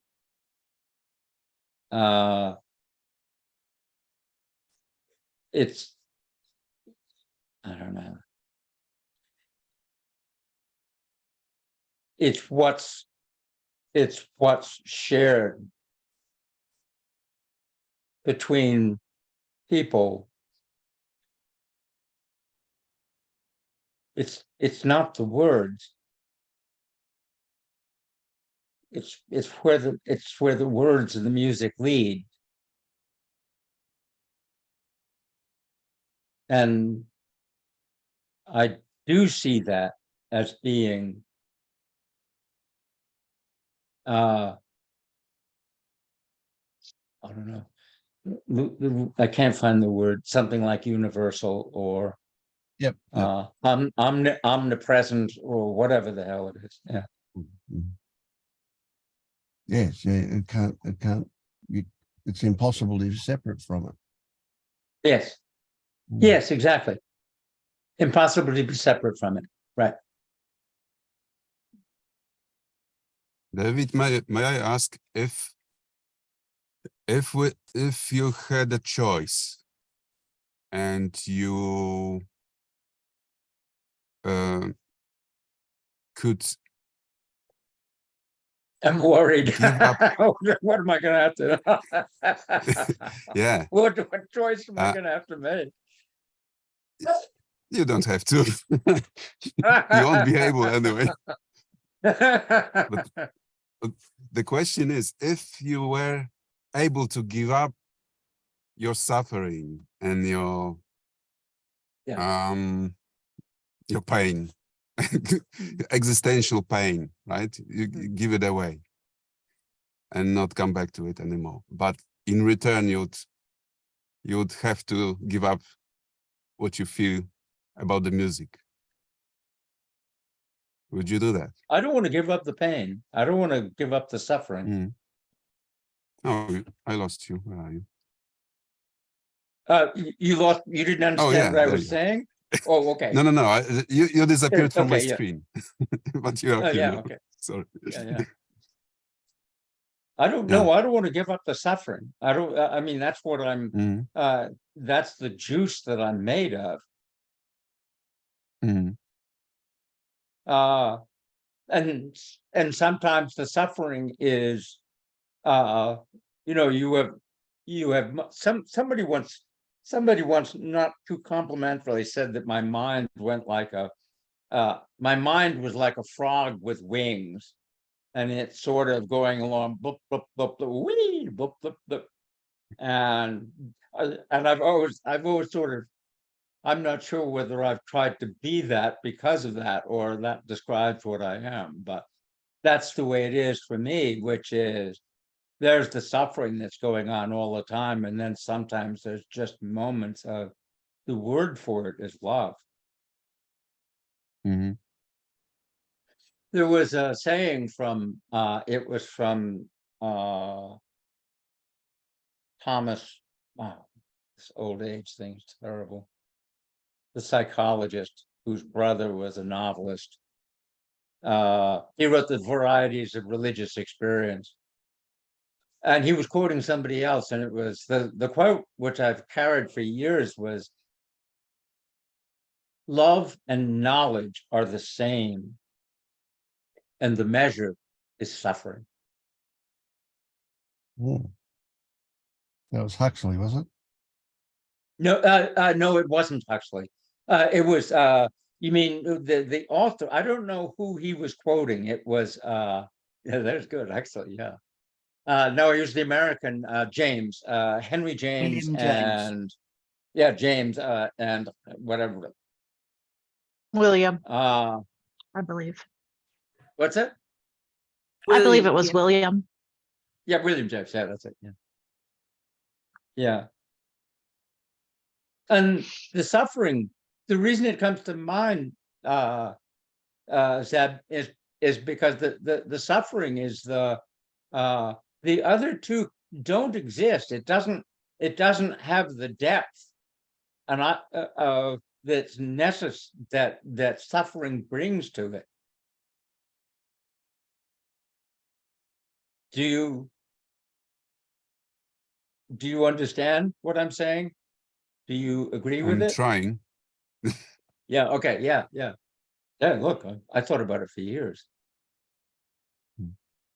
But isn't that identifying with the suffering? Like you can't, it's like asking it to come into your life because that too gives meaning. Yes. And so it just becomes an identity. And I mean, I was going to ask you, David, what do you feel about people who hate music? How do you feel about them? I've never met anybody who hated music. They're out there. Oh, they're out just, there you know, who hate music. oh, yeah. You mean they Yeah. certainly hate the kind of music I play, but not and or maybe it's just that some of the music that they play I hate. I'm not sure. But I've never met anybody who hates music. How could somebody hate music? I think there's some of how do you go about hating music? There's people out I'm there that sorry. hate anything and everything. Well, then I got to say, then maybe what they hate is not music, but themselves. Hard to understand, isn't it? What were you going to say, Catherine? Well, I've often been very envious of audiophiles, people who the music just lives in them, because that's not me. I mean, it's like rare occasion when I remember to like go turn on some nice background music or whatever, but it's the odd thing for me. And I've known people very close to me that like the music is just always in them, and it's just like, okay. And we're all made differently, and that's not one of my gifts. So What's the counterpart in you?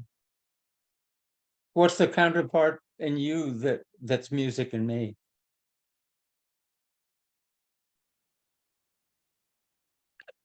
So by the way, that makes me tear up just you asking me that question.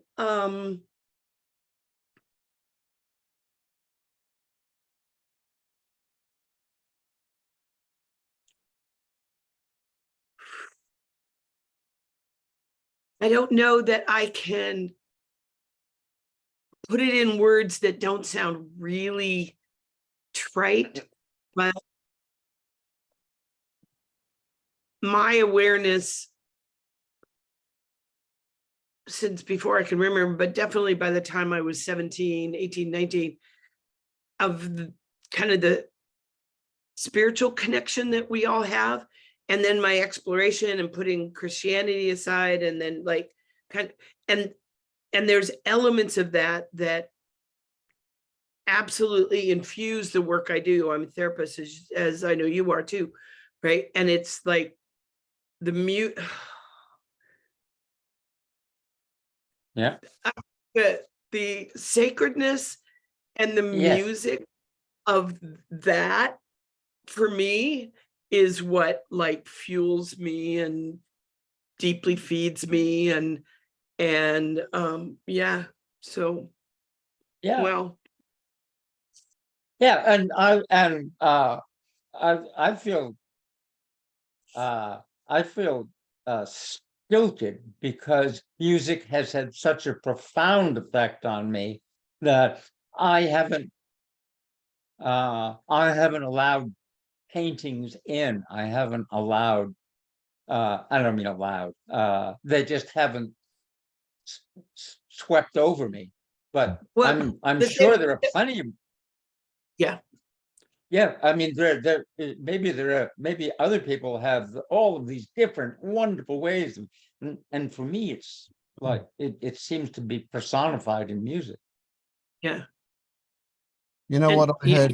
I heard both of you say the same thing. And you were talking about music and talking about this other thing. And what you were both talking about was your connection Mhm. to it. And this is what I think Seb was pointing to, too, what I was hearing.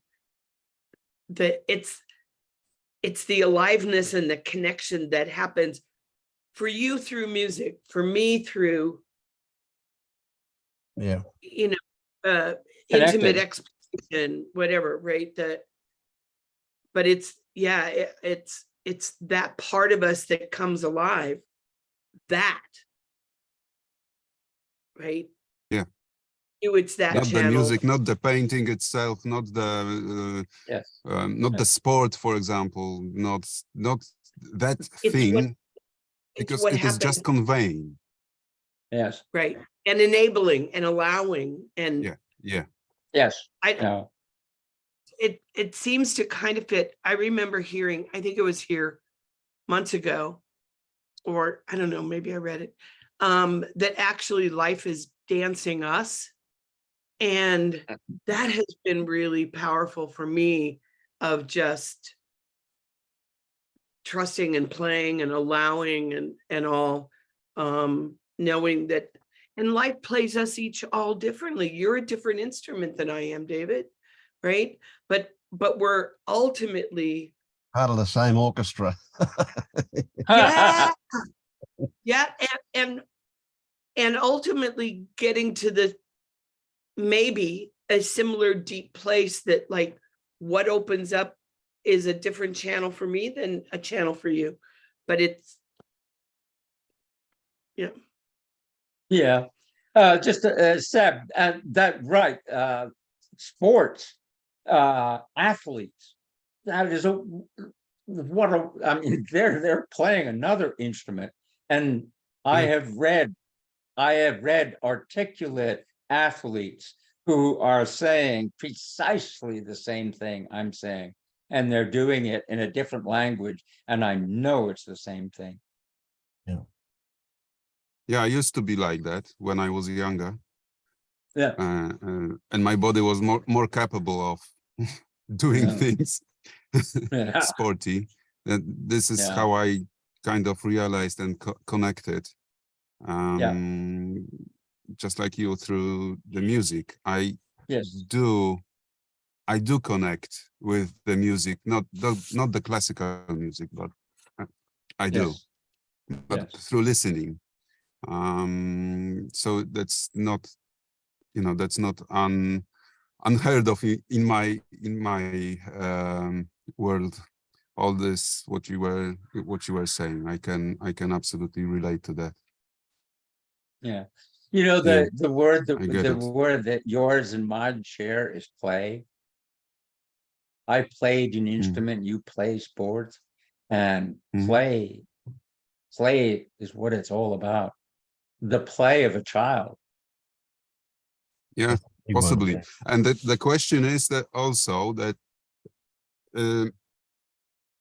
we are kind of going back to, or coming back to the self, because when you are feeling that connected and that connectedness, you are kind of melting in you are kind of melting. I don't know how to express it, but you are gone. You are disappearing. You are not disappearing. You are joining. Yes, you are boundaryless, connecting yes. with everything. Yes. That's it. And this can appear through almost anything, really. whatever you can write, you can sing, you can dance, you can do whatever sports. I am quite sure that this is why extreme sports are so popular, because Yes. these sports are basically, by Yeah. threatening your life, physical life, they are taking you there instantly. Yeah. You just have no choice. You just get fucking there. Yes, straight. You have to be in the present moment. Yeah, you have to. yes, Otherwise you die. yes, yeah, yeah, yeah.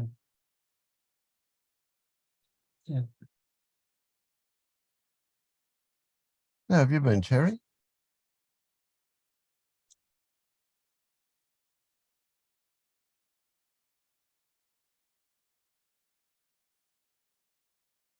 Well, in the moment, there's some emotion near the surface. I mean, life in general has been good. I guess it was 3 weeks ago that I got some guiding here that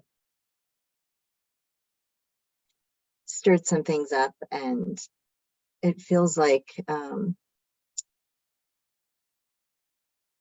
something's shifted. Like I'm less afraid. A big force in my life has been fear of anger, fear of my own anger and fear of other people's anger. And that keeps me from being spontaneous when relating to other people. And that feels like it's shifting, and that's really good. But also, you know, opening up so much during that meeting 3 or so weeks ago, it also, like, now you're not just Vince, you're like, you know, adults in my young childhood who I trusted but weren't good to me. So, you know, now there's like more projection going on, I guess is the word, between, you know, me and you and Yep. Alan and whoever else was. Yeah. So it's oh, you know, part of me wants to try going back into that, you know, vulnerable place with you all, and then part of me is scared to do that. And I think I told you in a written communication that I feel like if I go back into those places in this forum, that like anger is going to come up really quickly, and I'm going to want to cuss and, you know, tell you all to go to hell and everything. So Yeah. Sure. Yeah. Yeah. That's okay with me. I don't mind that. Yeah, bring it on, bring it on. One of the very first things Vince, I think it was the first thing Vince said to me on this forum was, it's okay to fucking swear. Yeah, but it's one thing to say fuck, and it's one thing to say fuck you. Yeah. You know, to another person here. I Yeah. guess I always think someone needs, I need to have permission from people to do that. Absolutely. Yeah. And of Permission course, granted. this is the perfect place to do that, because if anybody does take it personally, that's their opportunity to work on something, isn't it? Yeah, he's out automatically. Out of the group. What? So He's out of the group automatically. I'm not When following somebody takes it personally, he's Yeah. joking. He's joking. Yeah. he's out of the group. that. Oh, I see. You're joking. But we only Yeah, kind of. allow non-person people here or something. Yes. Yeah. Everybody's welcome. Self if you want. Yeah. Yeah. Is So, there anyone? I mean, we're kind of joking about this, but it's you know, you're feeling pretty brave, eh? Me? Yeah. Yeah, I guess. I mean, well, the first thing that comes to my mind here is that, you know, it was 3 weeks ago that happened. Well, I didn't even realize it was 3 weeks. It was there in the past. Yeah. And that shift, that takes a bit of integration. And then what happens, of course, is that once things settle down, it's like you get to the point where you go, okay, I'm ready for the next step. You know, it takes a little while to get to that point because you don't want to be overwhelmed. And even when you say, I'm ready for the next step, I'm ready to go and have another look down there, the moment you actually think of it actually happening, up will come fear for sure. For sure. You can be frightened of it, yeah. Yeah, I mean, I guess I'm saying like, yeah, I'm ready and willing and interested, but I wouldn't say I desire to do it. Yes, of course. No, that would be sort of crazy, like wouldn't it? taking medicine or something. Yeah. I like hurting myself. Right.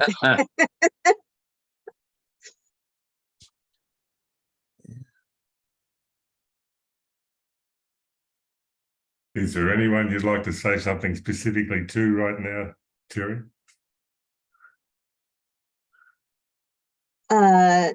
Well, Vince, you said that you would like to guide me. So I'm interested in being guided by you. Yeah, okay. And I would like to do that. Yeah.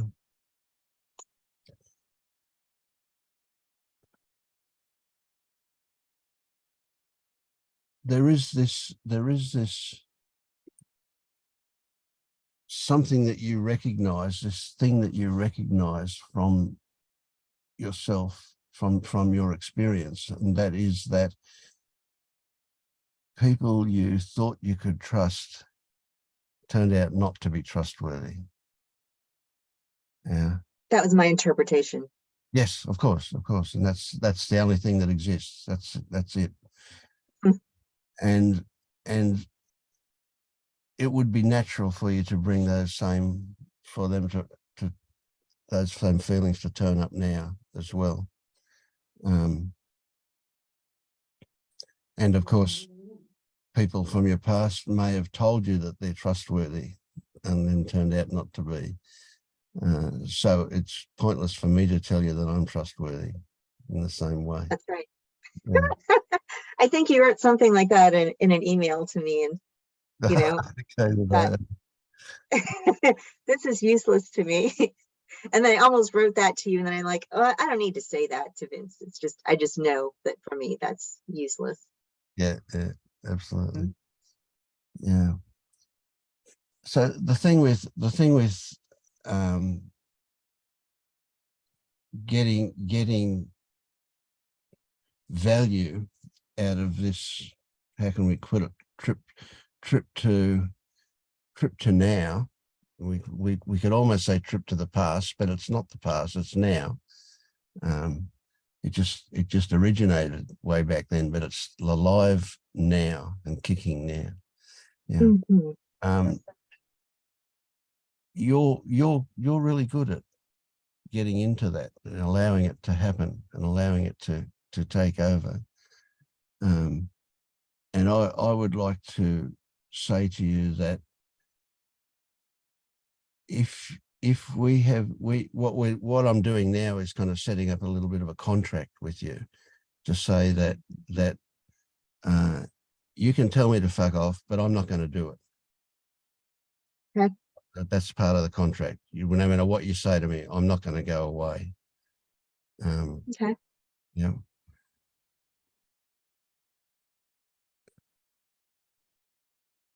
If and they almost certainly will, if emotions arise, then you could see that those emotions are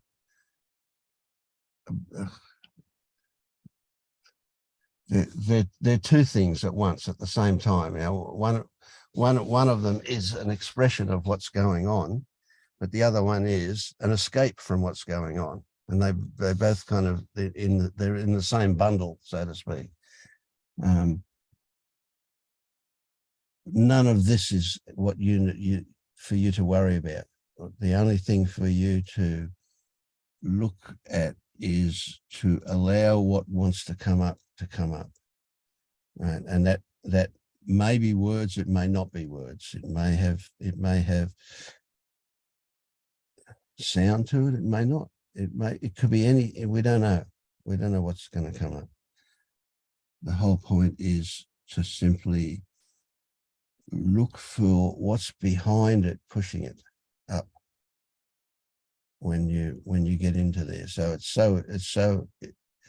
so hard not to be carried by the emotions.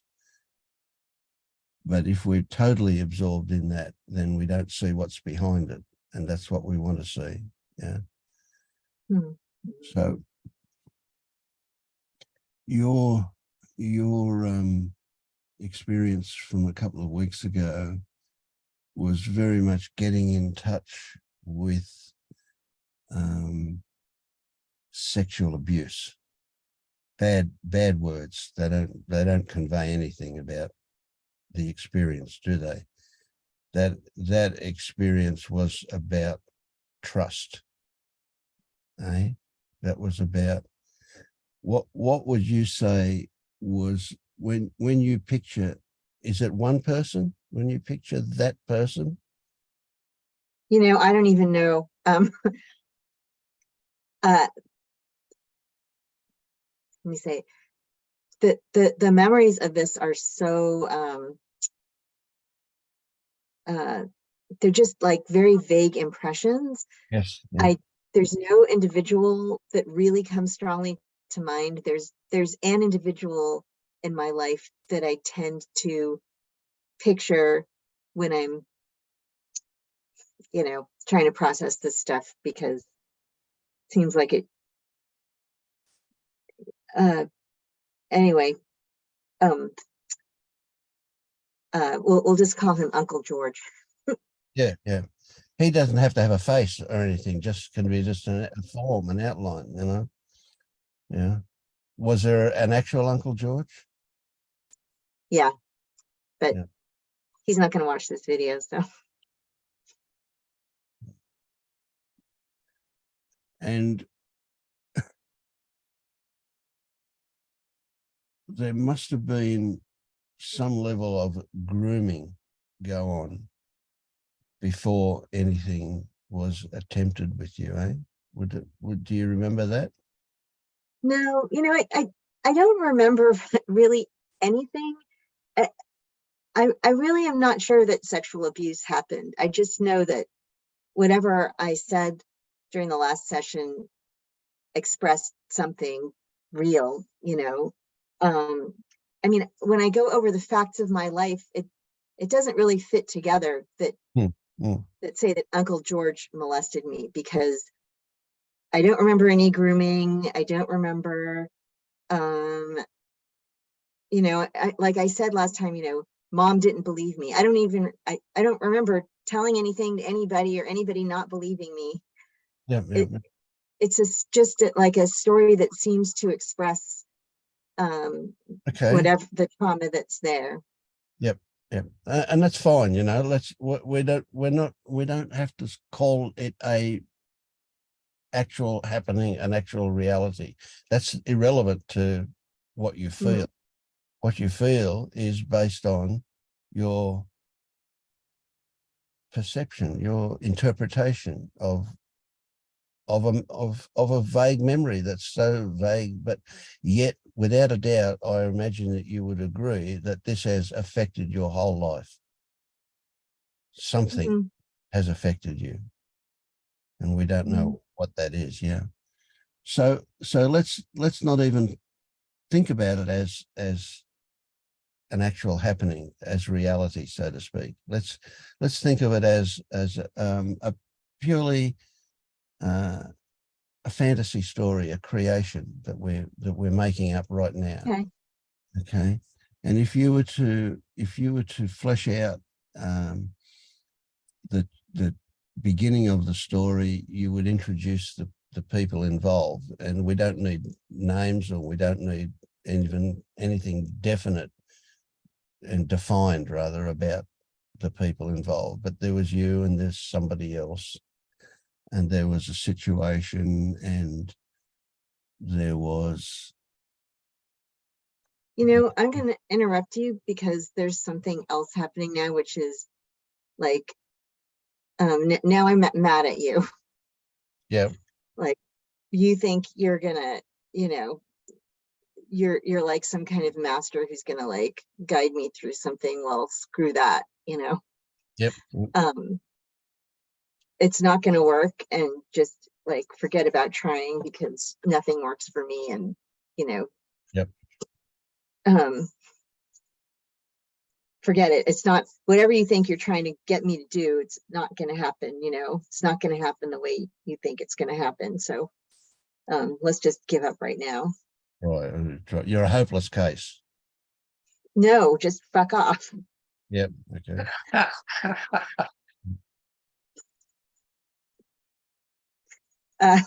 Because no, like just like stop you. thinking that like how to do this, because no, I'm not hopeless. I'm just hopeless. Like you can't do it. No, nobody can. Somebody can. You can't. No, you can. Nobody can. You can't. You can't. And that's because why? I don't know. Why can't you help me? Because I don't know. I can just tell, like, I was just totally shutting down, and like whatever anybody has like some kind of plan for me or some kind of like agenda, it just doesn't work. So forget about it. So as soon as somebody approaches you with that in mind, you can experience this shutting down. Yeah. You can feel it now. Yeah. Can you describe how is it a withdrawing, running away, or is it a solid barrier being put up? What's the underlying feeling of this shutting Well, down? now you're trying to do it again. So like you keep trying to, Right. cajole me into like something that you think is going to help me. So And you're not gonna give I'm not going to be fooled. Forget it. Yeah. Because I've tried this 100,000 times and it never works. So Right. nobody gets me. Everyone thinks they get me, and nobody does get me. So I thank you for thinking that you might get me, but I'm just not. Yep. Yeah, I get it. Yeah. So it's okay for you to get me to know where I'm coming from, but there's no way I can get you and know where you're coming from.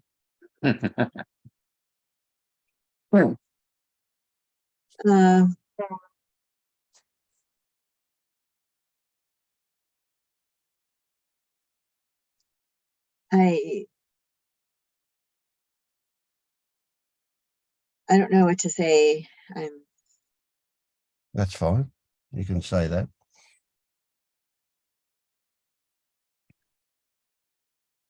So what if I don't get you, and I don't? What if I want to get you? I want to know. That's your problem. Yeah. Okay. It's not something you're going to get involved in. So, Why do I have to sit here in front of all of you and just? It's just not going to work.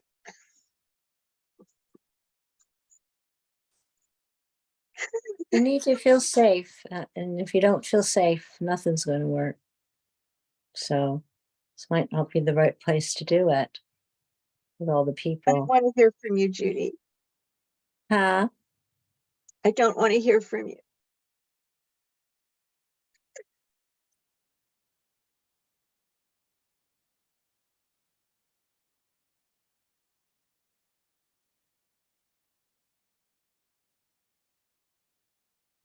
Okay. it's crazy, isn't it? Yeah. So This is a blank piece of paper, by the way. I don't know why I'm tearing it up. I just yeah, it deserves to be torn up. Okay.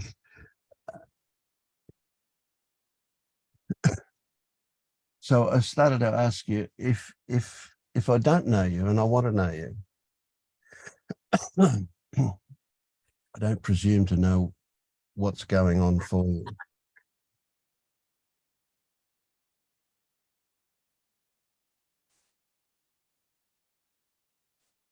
You were crying a moment ago, and it seemed to me that that was tears of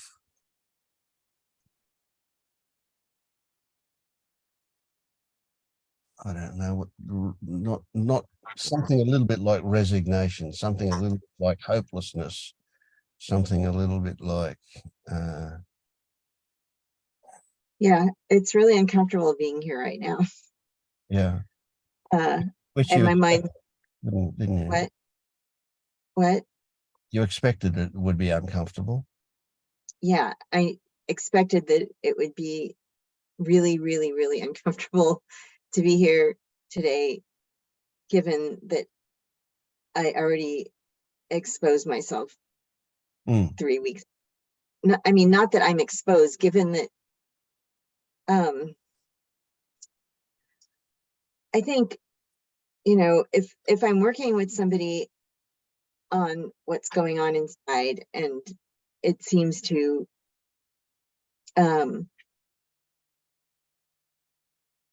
facilitate me opening up, and a shift happens of some kind, then when I go back to the same environment, like there's some expectation that the same thing's going to happen again, and it never does, and it always feels like shit. I guess I can't be here with beginner's mind. So can I interject something in that? Whenever I started inquiring into what is this, I didn't have a teacher. I didn't have anybody. I didn't have Vince. I didn't have Liberation Unleashed. I didn't have any of these people. I had myself, and I had a book. And my curiosity and my inquiry alone, with no one's agenda, no one digging into my psyche, no one trying to figure out who the fuck I am. All I had was my curiosity and my inquiry and my digging, and nobody else. And yeah, there was a book that I was reading that pointed me. It was nobody that knew me, nobody that knew my thoughts or my past or my baggage or anyone else. It was someone that could point me into that self-searching. And that caused my first shift, not anyone else's agenda, because there is no agenda. There is no teaching. There is no knowledge. There is nothing you can learn from me or anyone else to cause this shift. So there is nobody trying to push an agenda on you. Your curiosity and your digging and your intuitiveness to inquire will take you there.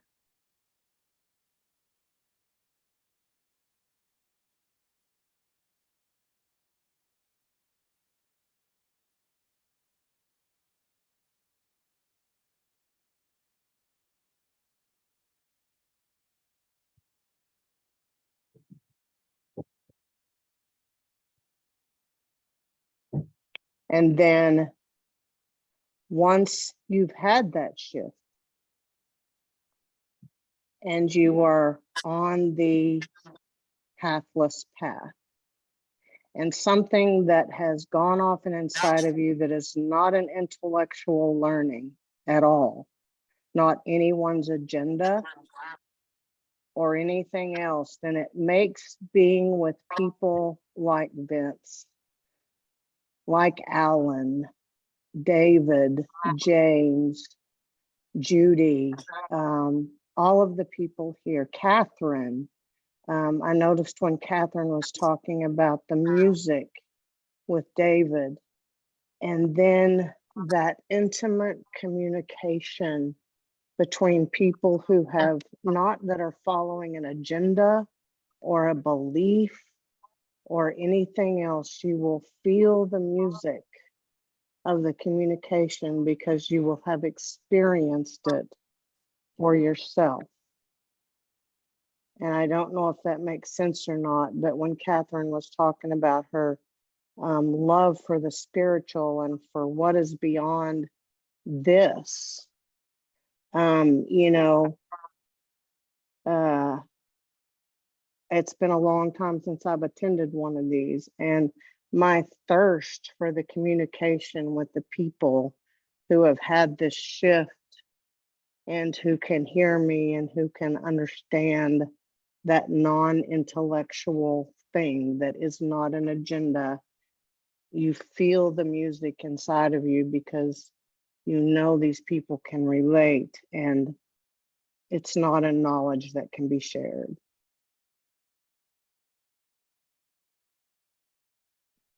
And I'm sorry, I just went on a major ramble. Yeah, Terry's just too polite to tell you to fuck off. Right. You can tell me to fuck off, you know. It's okay. Plenty of people have, so. And what I see, Terry, is you are doing exactly what you need to do by being here and going through this miserable, like, oh God, everybody's going to expect. We're not expecting, but you can believe that, right? You know, and your misery and like inviting Vince to like, yeah, now guide me and now fuck you. Like, great. You are so doing and pushing back in all the ways. It just feels like just the right thing for you and Vince to keep doing this dance. And I really like the word guiding is a good word, but pointing, because Vince is not trying to push an agenda on you. He's trying to point you to something that cannot be learned intellectually or conceptually. I know that, Pam. When I say that he's got an agenda, it's like some young part of myself just speaking to Right. somebody who isn't Vince. I understand that. I totally understand that. You played some beautiful music there, Pam. Thank you. Thank you. Terry, there's one thing from my experience of trauma, which was different than yours and quite specific, which I've talked about here, was how exasperatingly inaccessible it was. And it's knowing that it has changed me and created me, and at the same time not being able to even get at what has been changing and creating me is what exasperates me. It's the only way is to sort of sidle up to it for me. And sometimes I saddle up and I'm faking it and I don't go anywhere. And sometimes I do get something comes that leads to something else. But then I'm looking for some goddamn answer, something now, give me something, the answer. And it just always remains off there. And it frustrates me and makes me angry. But that's probably what keeps me going looking.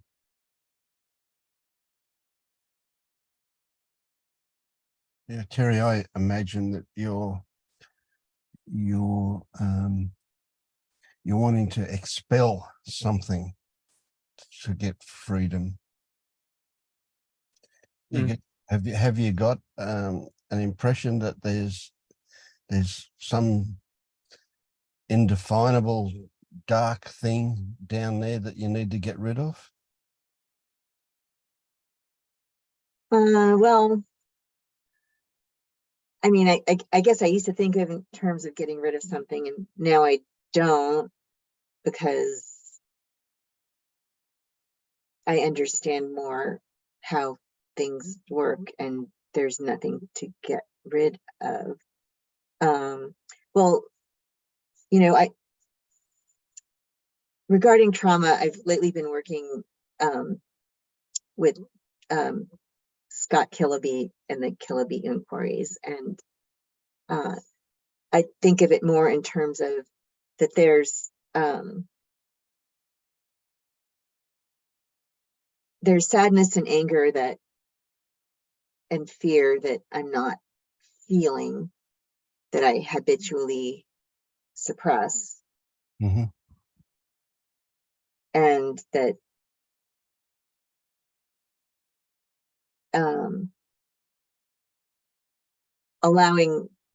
finding a way to allow those feelings is beneficial. So I don't think of it anymore as getting rid of something. Good. Vince, could I jump in a bit? Sure. Terry, I was observing carefully, and I noticed that there are two Terrys. I could see two of them. So there's a part that comes in that says, so that's the second part that I saw come in, which said, fuck you to Vince. That to me sounds, I don't know if you're familiar with internal family systems. So in IFS, that would be considered a protector or a firefighter part. So that's coming and protecting you from letting anyone reach the exiled part, and the exiled part is the part that's holding the trauma. And because you will re-experience the trauma if the protector allows anyone to go past it. So I was, and working with exiles is really, really tricky from what I have read. And I have also had 2 or 3 sessions. And one of the sessions that I had was to heal my childhood sexual abuse. So it was very skillfully allowed to reach the exiled part with the help of your other protector parts, and letting the other protector parts manage this firefighter part, ease her off and put her aside, and then gently approach the exile, and then let the trauma emerge. And then the therapist could very skillfully get the exile to then give up the trauma in whatever symbolic form, burn it, submit it to the waters. But I think this is a very delicate process, and probably my suggestion would be, if you want to explore it with a internal family systems therapist. And you said you did this in one session? No, in my case, it took 3 sessions. Oh, that still sounds super fast. Yes, but there was a lot of prior work that I had done on this. Yeah, I see. And the other work was not IFS, but it was psychedelic therapy. It was mostly ayahuasca. So it was a combination.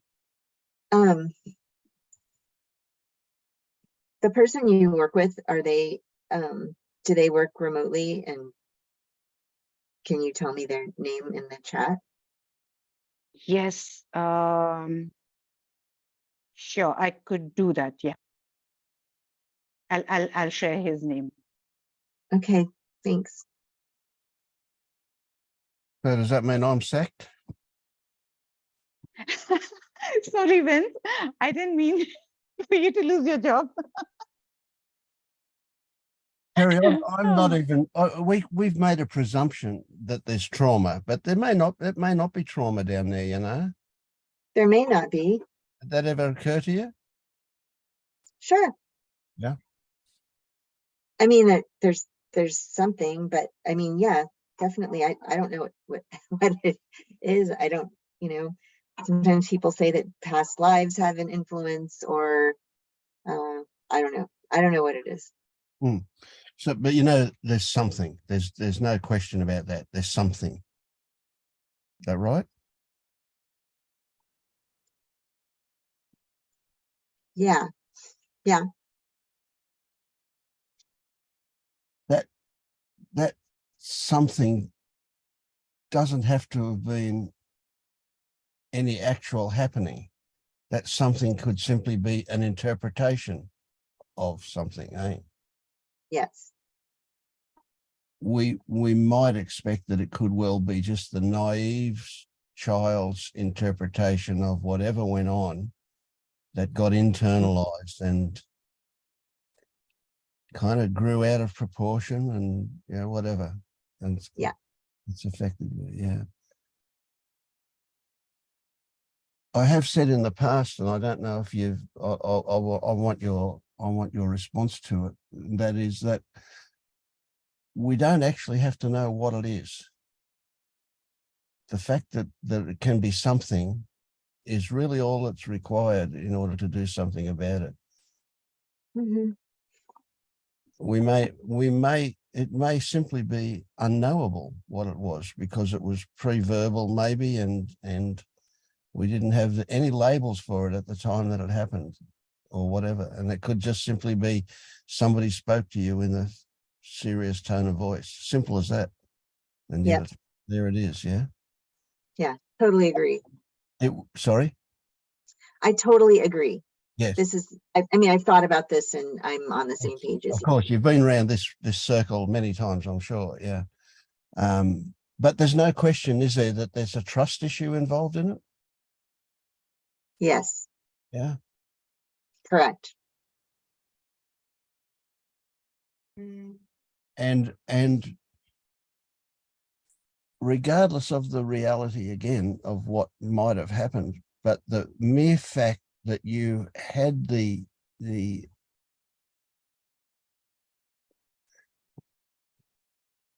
let's say the memory, but let's introduce the caveat that memory could well be constructed. It might not have had anything to do with what actually happened, right? But you had what we would refer to as a memory that you couldn't tell your mother, or that you could tell your mother and that she did not believe you.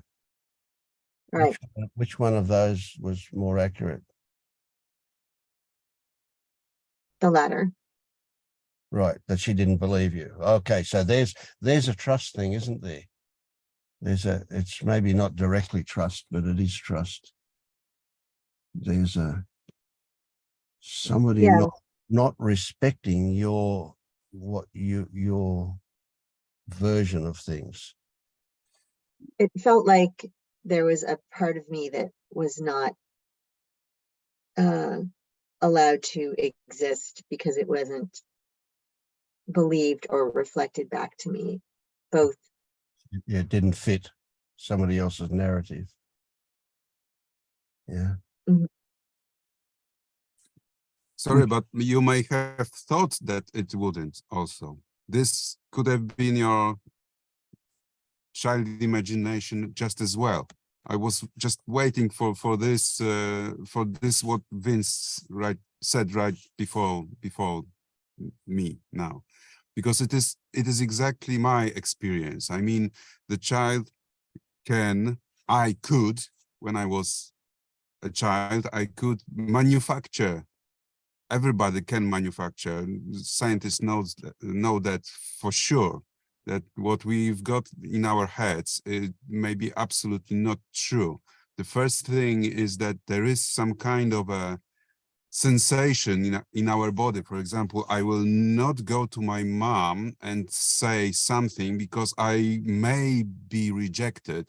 And then there is a feeling and sensation growing in me that my mom isn't trustworthy.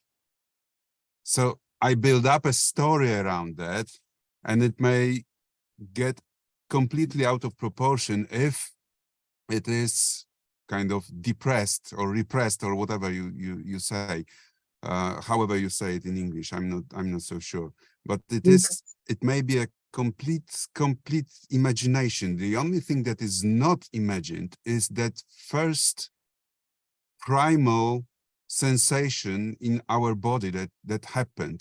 This is the exact thing that we are digging into when we are trying to expose and to reveal what's hidden in us now.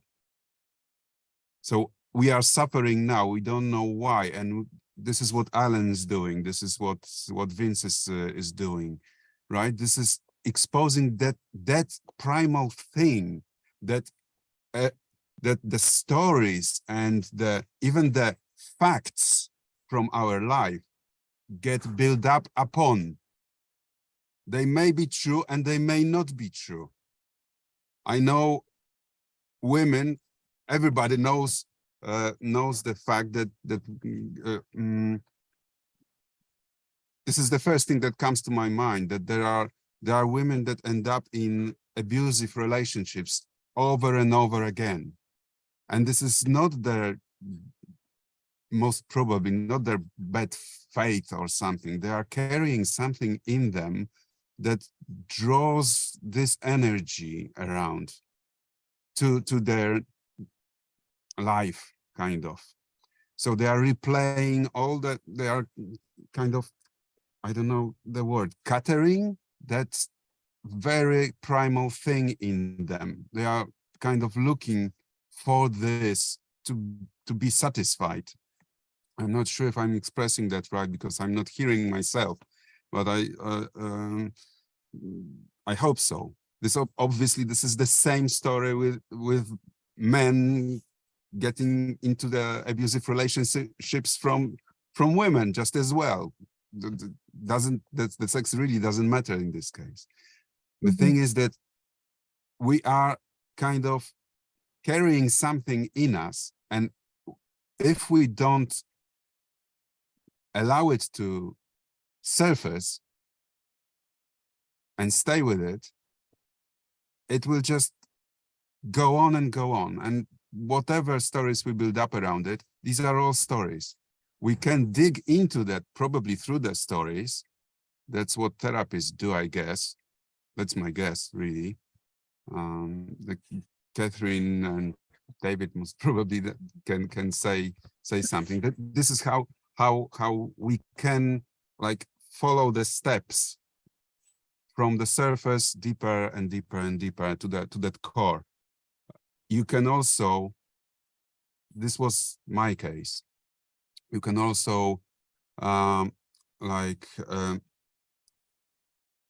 get these stories to the side and get directly into that core and try to expose it and look at it, notice it, and kind of resist the urge to escape from it, whatever the escape you may choose. Will it be the seeking? Will it be the endless therapy sessions and blabbering about, I don't even know what, about your, I don't know, dog who passed away several years ago and you got hung up on that, whatever. That doesn't matter. This is all escaping the core, the thing that is just accumulating all that energy around in your life. I got a funny sensation right now that I was muted all the time. That would have been funny.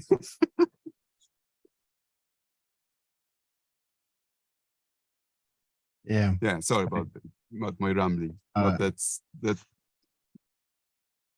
was what I was trying. I hope I conveyed what I was trying to say. I hope. This, Seb, you bring up the idea of the core. I have no idea what to say to you, Terry. All I'm going to do is tell you my story. Yeah, these are all stories. We all have our stories. And I'm not going to hide behind mine anymore. So let's see what happens.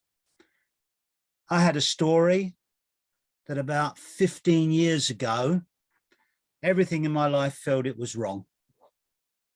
Everything. My relationship with my wife, my children, work, everything. Neighbors. I had a neighbor from hell as well. You know, used to smash my car windows, poured weed killer all over my garden. Like everything was going wrong. Absolutely everything. And my story got to the point where I went, that's enough. So I went up to my bedroom. I think I swallowed about 200 paracetamol, 200 colchicine, a bottle of Oromorph, basically everything that was in the medicine cabinet that was left over from my father's death about 3 years before. Yeah. And the next thing I remember is waking up in a hospital ward with the doctor shining a light in my eyes saying, oh, you're very lucky. And I was sort of, what the fuck? And they said, oh, you haven't damaged your liver and your kidneys. And I went, I don't really care. That's what I've been hiding behind. That's my core. That's what's sitting in here. And the thing people have been talking about, trust and this, I can't even trust myself. Yeah, that's where I got to. And I hope this isn't going to turn into a sob fest. For me, I mean, not anybody else. But it's taken me a good chunk of that 15 years to have any self-respect, to have any trust in anything. And going back to what people were saying before, David about the music, Catherine about her spirituality, you know, however they want to do it, I'm going to put one up for the nerds. I lost myself in physics and maths and rationality and science and neurology and whatever. That's the thing. I loved numbers when I was younger. Yeah, that's my thing. But all of this is just a barrier for me anyway. And somehow I've got to let all that go and then just see what happens.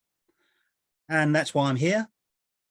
And I don't know if any of the rest of you trust yourselves, but don't trust yourself with me because I can't even trust myself with myself. That's it. I was waiting to ask this. I'm glad James, you came up with this. The trust issue. I may be completely disconnected, really. I know that, but what's that trust? What do you want to trust? You want to trust someone? You want to trust yourself? What's the point of the trust? Oh, I don't get the idea. Ah, okay, yeah. It's really, may I come back? Yeah, sure. Yes, okay. Trust is a strange word. For me, it was, I'll use the word trust, but I think it'll make sense in context. It was trusting myself to be able to cope with life. You know, feeling that I could take a step and then whatever came my way, I could deal with. Yeah. But you can't, so it was you can't be just sure being able about to get it. through life from day to day. Go on.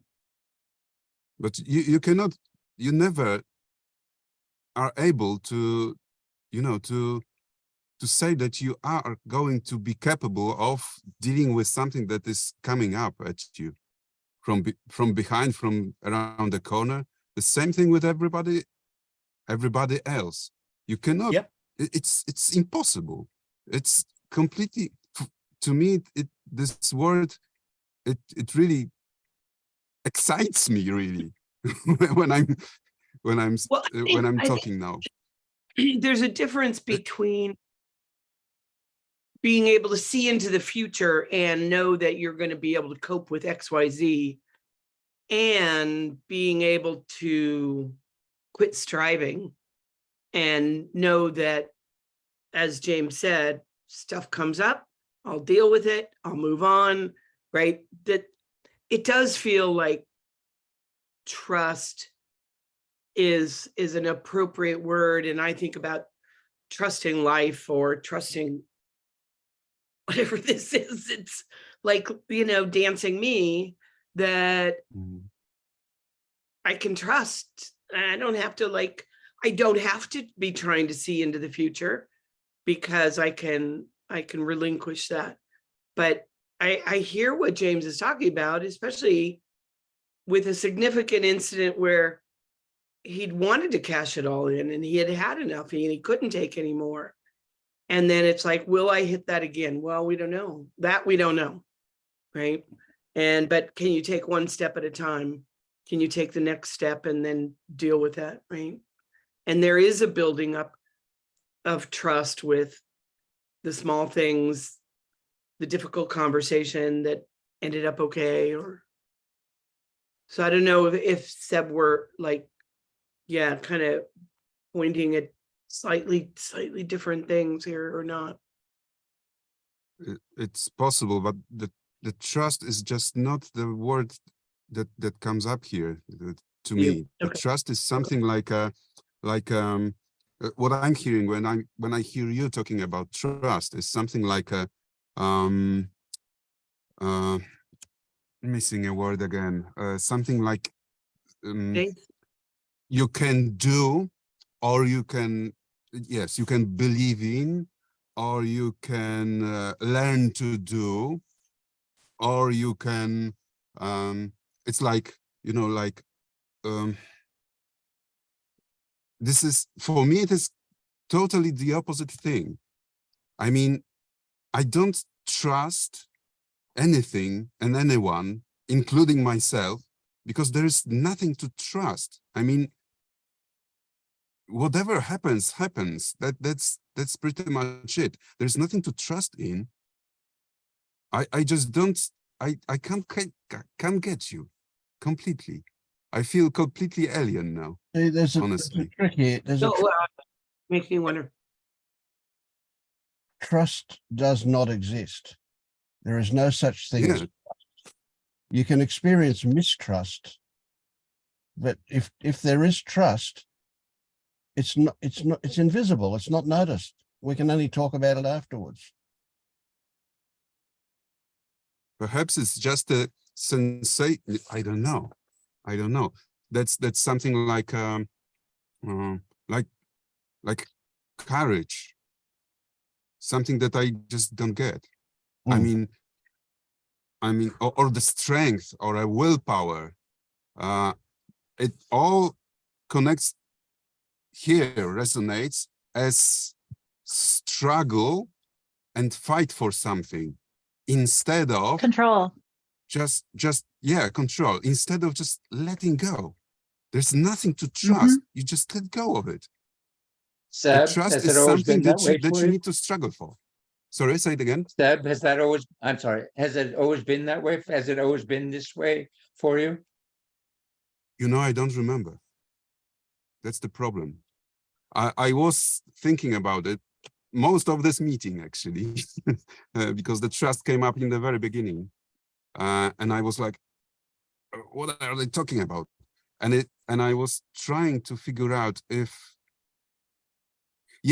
when you've got, I used to be,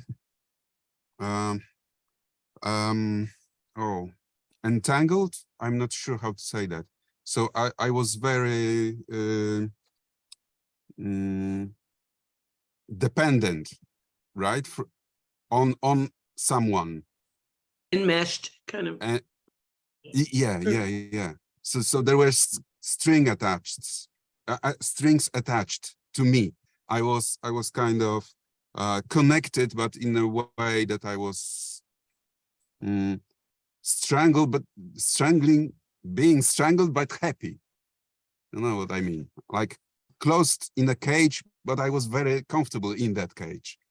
And this now appears to me as something that is similar to trust feeling. If there is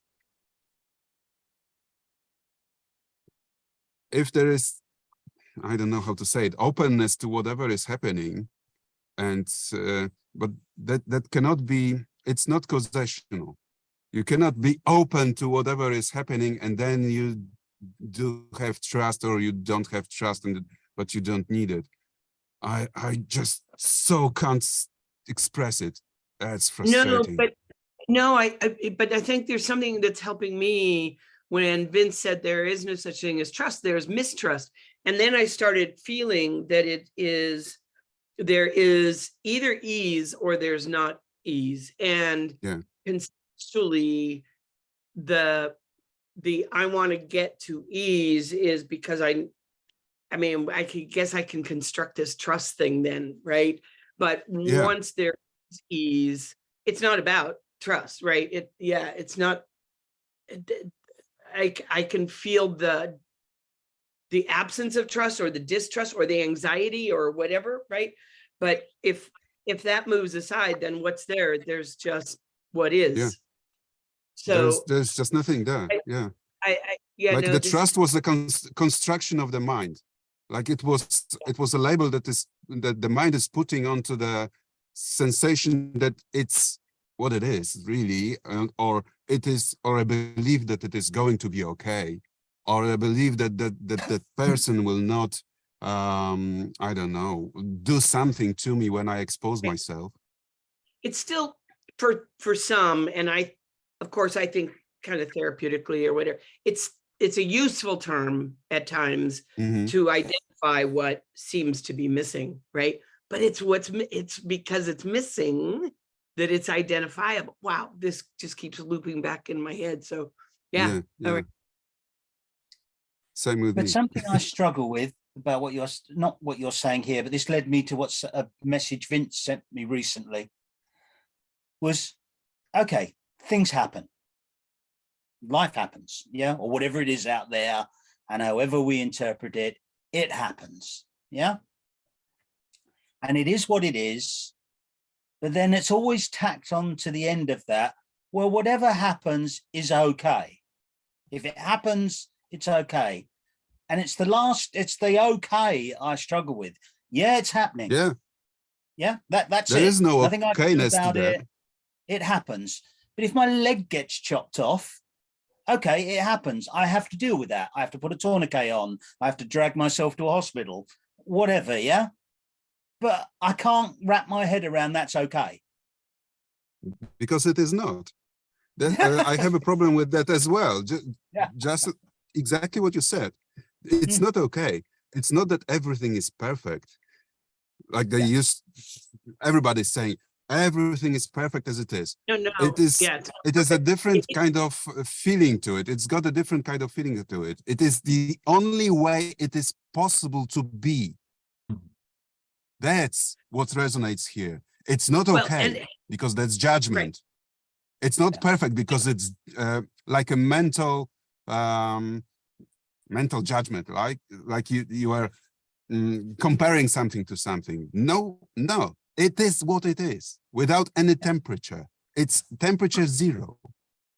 What's interesting is that James used it in the way that I think we all could agree, because he said, okay, my leg gets cut off. Okay, that's the okay. It's like, what is okay? I got to put a tourniquet on, and not the okay like it's perfect, but okay, this is it, right?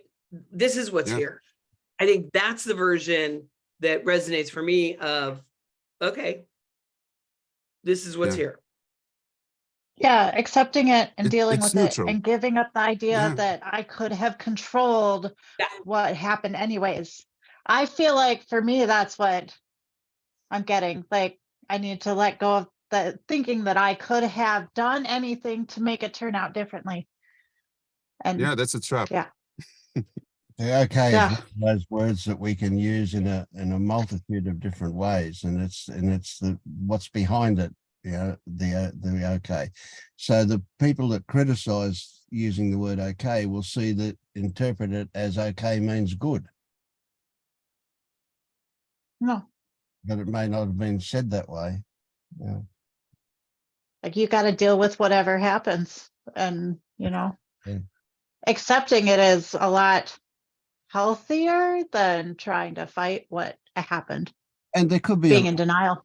it could be a misguided, perhaps misguided offer to say there's a different perspective that you can look at this from, you know. So whereas before you were seeing it as just catastrophe and disaster, maybe in fact it's an opportunity for something. You know, we just don't know. But that's a mind trick. That's a mind trick. Mind trick that Yeah. you are that we are applying to ourselves to calm ourselves down, Yeah. basically. Okay. Because this is all right. It seems bad now, but if I get a Right. broader perspective, then I can construct a different future and believe that it may bring me something good. Come on, that's a story that Yeah, we make are sure you're building not on. It is bypassing. what it is. It is what it is. Period. There is I nothing think to it. Zero. it's because it's all like the stages of grief that can apply to everything, from losing a husband to losing my glasses and I don't know where they are, and first there is denial.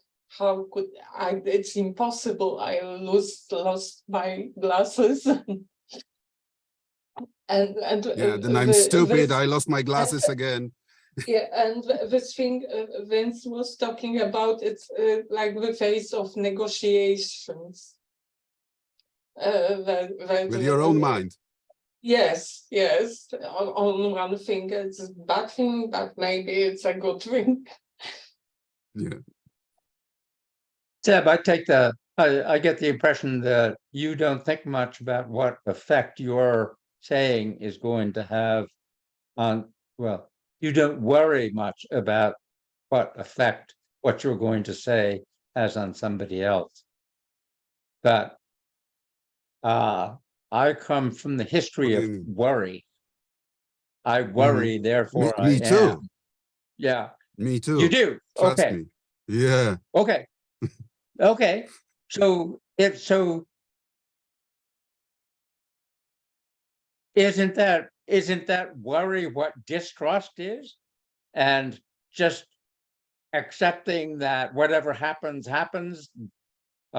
is, and that you have no control over it, isn't that what trust is? I don't think so. I don't think so. People use trust as something with a, just like I said before, with a temperature to it. So the trust is something that has something to do with belief and with believing a good way of things happening in the future, or with hope that it is going to be fine. It's not going to be fine, or it's not going to be bad. It is going to be as it is going to be. Yes. That's it. Yeah. There is no temperature to it. Yes. Like your emotions don't matter at all. It's just another layer added on top of that. And another layer would be a story added on top of the emotions. But it is what is. So this is going off Not way trust. off, but when I listen to you speak, I imagine you watching a Woody Allen movie and not understanding anything that's going on. I love Woody Allen. You do? Okay. Absolutely. I love him. Okay. And what it, and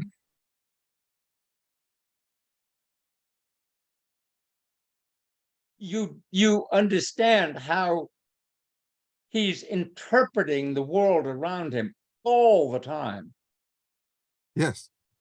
And believing in that and his characters are believing in that interpretation. Yeah, he's buying into himself, his thoughts, Yes, and he's looping and looping around. yes, and he's calling that reality. Yeah. Yeah. Yeah. So, but you, And so, and you do the same thing as he and I do? No, I What don't do it. I find it how is it funny. different?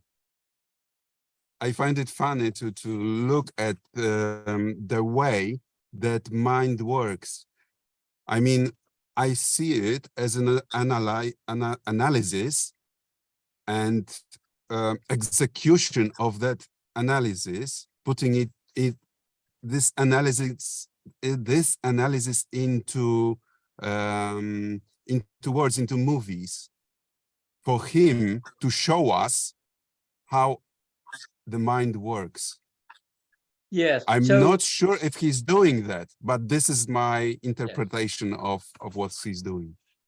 But David, earlier so what we see is that, so what we see in it is the humor for us is the exaggeration, and for the humor for you is just the process of what he's doing. Yeah. Yeah. I think so. I'm Right, not yes. sure. I loved Woody I think Allen so too. before. I loved Woody Allen forever. So it's yeah. I love it. I love him still. Can I just say something about the what is thing? Just because Yeah, sure. before we go off that topic, because I think what it is for some people, when you say what is, it can be confusing only because what is, but how the mind is interpreting it, it's not really seeing what is. So when you say what is, and that, but the mind has got all its perceptions and conditioning and all this stuff on top of the what is, they're not seeing what is, or we're not seeing it. We're not seeing what is, we're just seeing what we think is. So we're seeing what I think is. So what is the what we all want, that's the thing. And that's why there's all this exploring into shadows and traumas and all that stuff. But I think that's why it gets misinterpreted as, well, it's okay. I don't think so, Judy. I don't think so. No, Judy, but some people I think interpret it that way. everyone's what is his what is. Yeah, it's I mean, their version of what is. Yeah, same with me and with Vince and with David and with everybody and with you. There is no objective what is, at least knowable objective what is. We'll never get there. Yeah. That's what I meant. That's how I meant to describe. It's an unknown. Still, yeah. this is the peak, the summit of what is what you've got in your head. Even if it is your interpretation of what is, this is your what is. If you are entangled within your thoughts about what is, that's what is. Right. But and you don't have to build up on top of that again. Right. Just but I think seize that. Stop right there. Yeah. But then I think what happens, and I know it happened it's happened to me, before, is there's all this stuff on top, and then I'm like, what is this? Well, what is this, right? So that's why what I meant to say is that why we look at the mechanics and the things like that of the mind, and that's why we explore all this stuff we're exploring, is to break those layers down. But you can't really, you're not really breaking the layers down. None of this is we're not really doing, no one's doing anything, so what happens is, for me, what happened is, when I'm in an awake place, there's nothing going on and there's no one doing anything. But when I started exploring the shadow work and stuff, it's almost like it brought me, it's like you have to go back into the body to get out of it again, kind of idea. Because when it's almost like know thyself. And that's the work that confounds us. And that's the work that gets people to go, I can't do this, or it's not, you know, I'm stuck, all those things. I'm not very good at expressing myself clearly, but I hope I am. So, it also can't be bypassed. right, that's right? what I 'Cause- mean. It's the 'cause it's in the bypassing body. thing. So then what happened In to the me body. was when I said, oh, maybe I'm bypassing, and then I went into the exploring, you know, that's when the shit hits the fan and stuff. And so that's when, in certain cases, and I know they use this in the Feder model, which I'm kind of not, I don't know much about. I've listened to a lot of it, but it doesn't quite ring with me, because yeah, you need to go. So there's things they say like, you know, you need to tell yourself you love yourself. You need to trust. There are these words that are used to get people into that shadow work, but you have to also have the base formation of there is nobody here. You know, that first step, which is there is no I, there's no personal me, and then you can explore. But if you're exploring that stuff before you see that there is no I or me, then it can get confusing, some of the terminology for people. Do you follow me? If we're mixing both venues, you know, because I've done shadow work like since I've been in therapy. Yeah. And I was doing my spiritual and emotional work for the last 35 years, right? Yeah. Long before like waking up and enlightenment, the whatever, right? Yeah. And Angelo DeLullo said something that I thought was very insightful. You do your shadow work. If you don't do it before you wake up, you will have to do it after you wake up. Yes. If you do it before you wake up, you're going to have a less rocky experience, because you're going to be less shocked and surprised when stuff comes up, number one. And you've done a lot of the layers of that shadow work, and you've gotten familiar with this.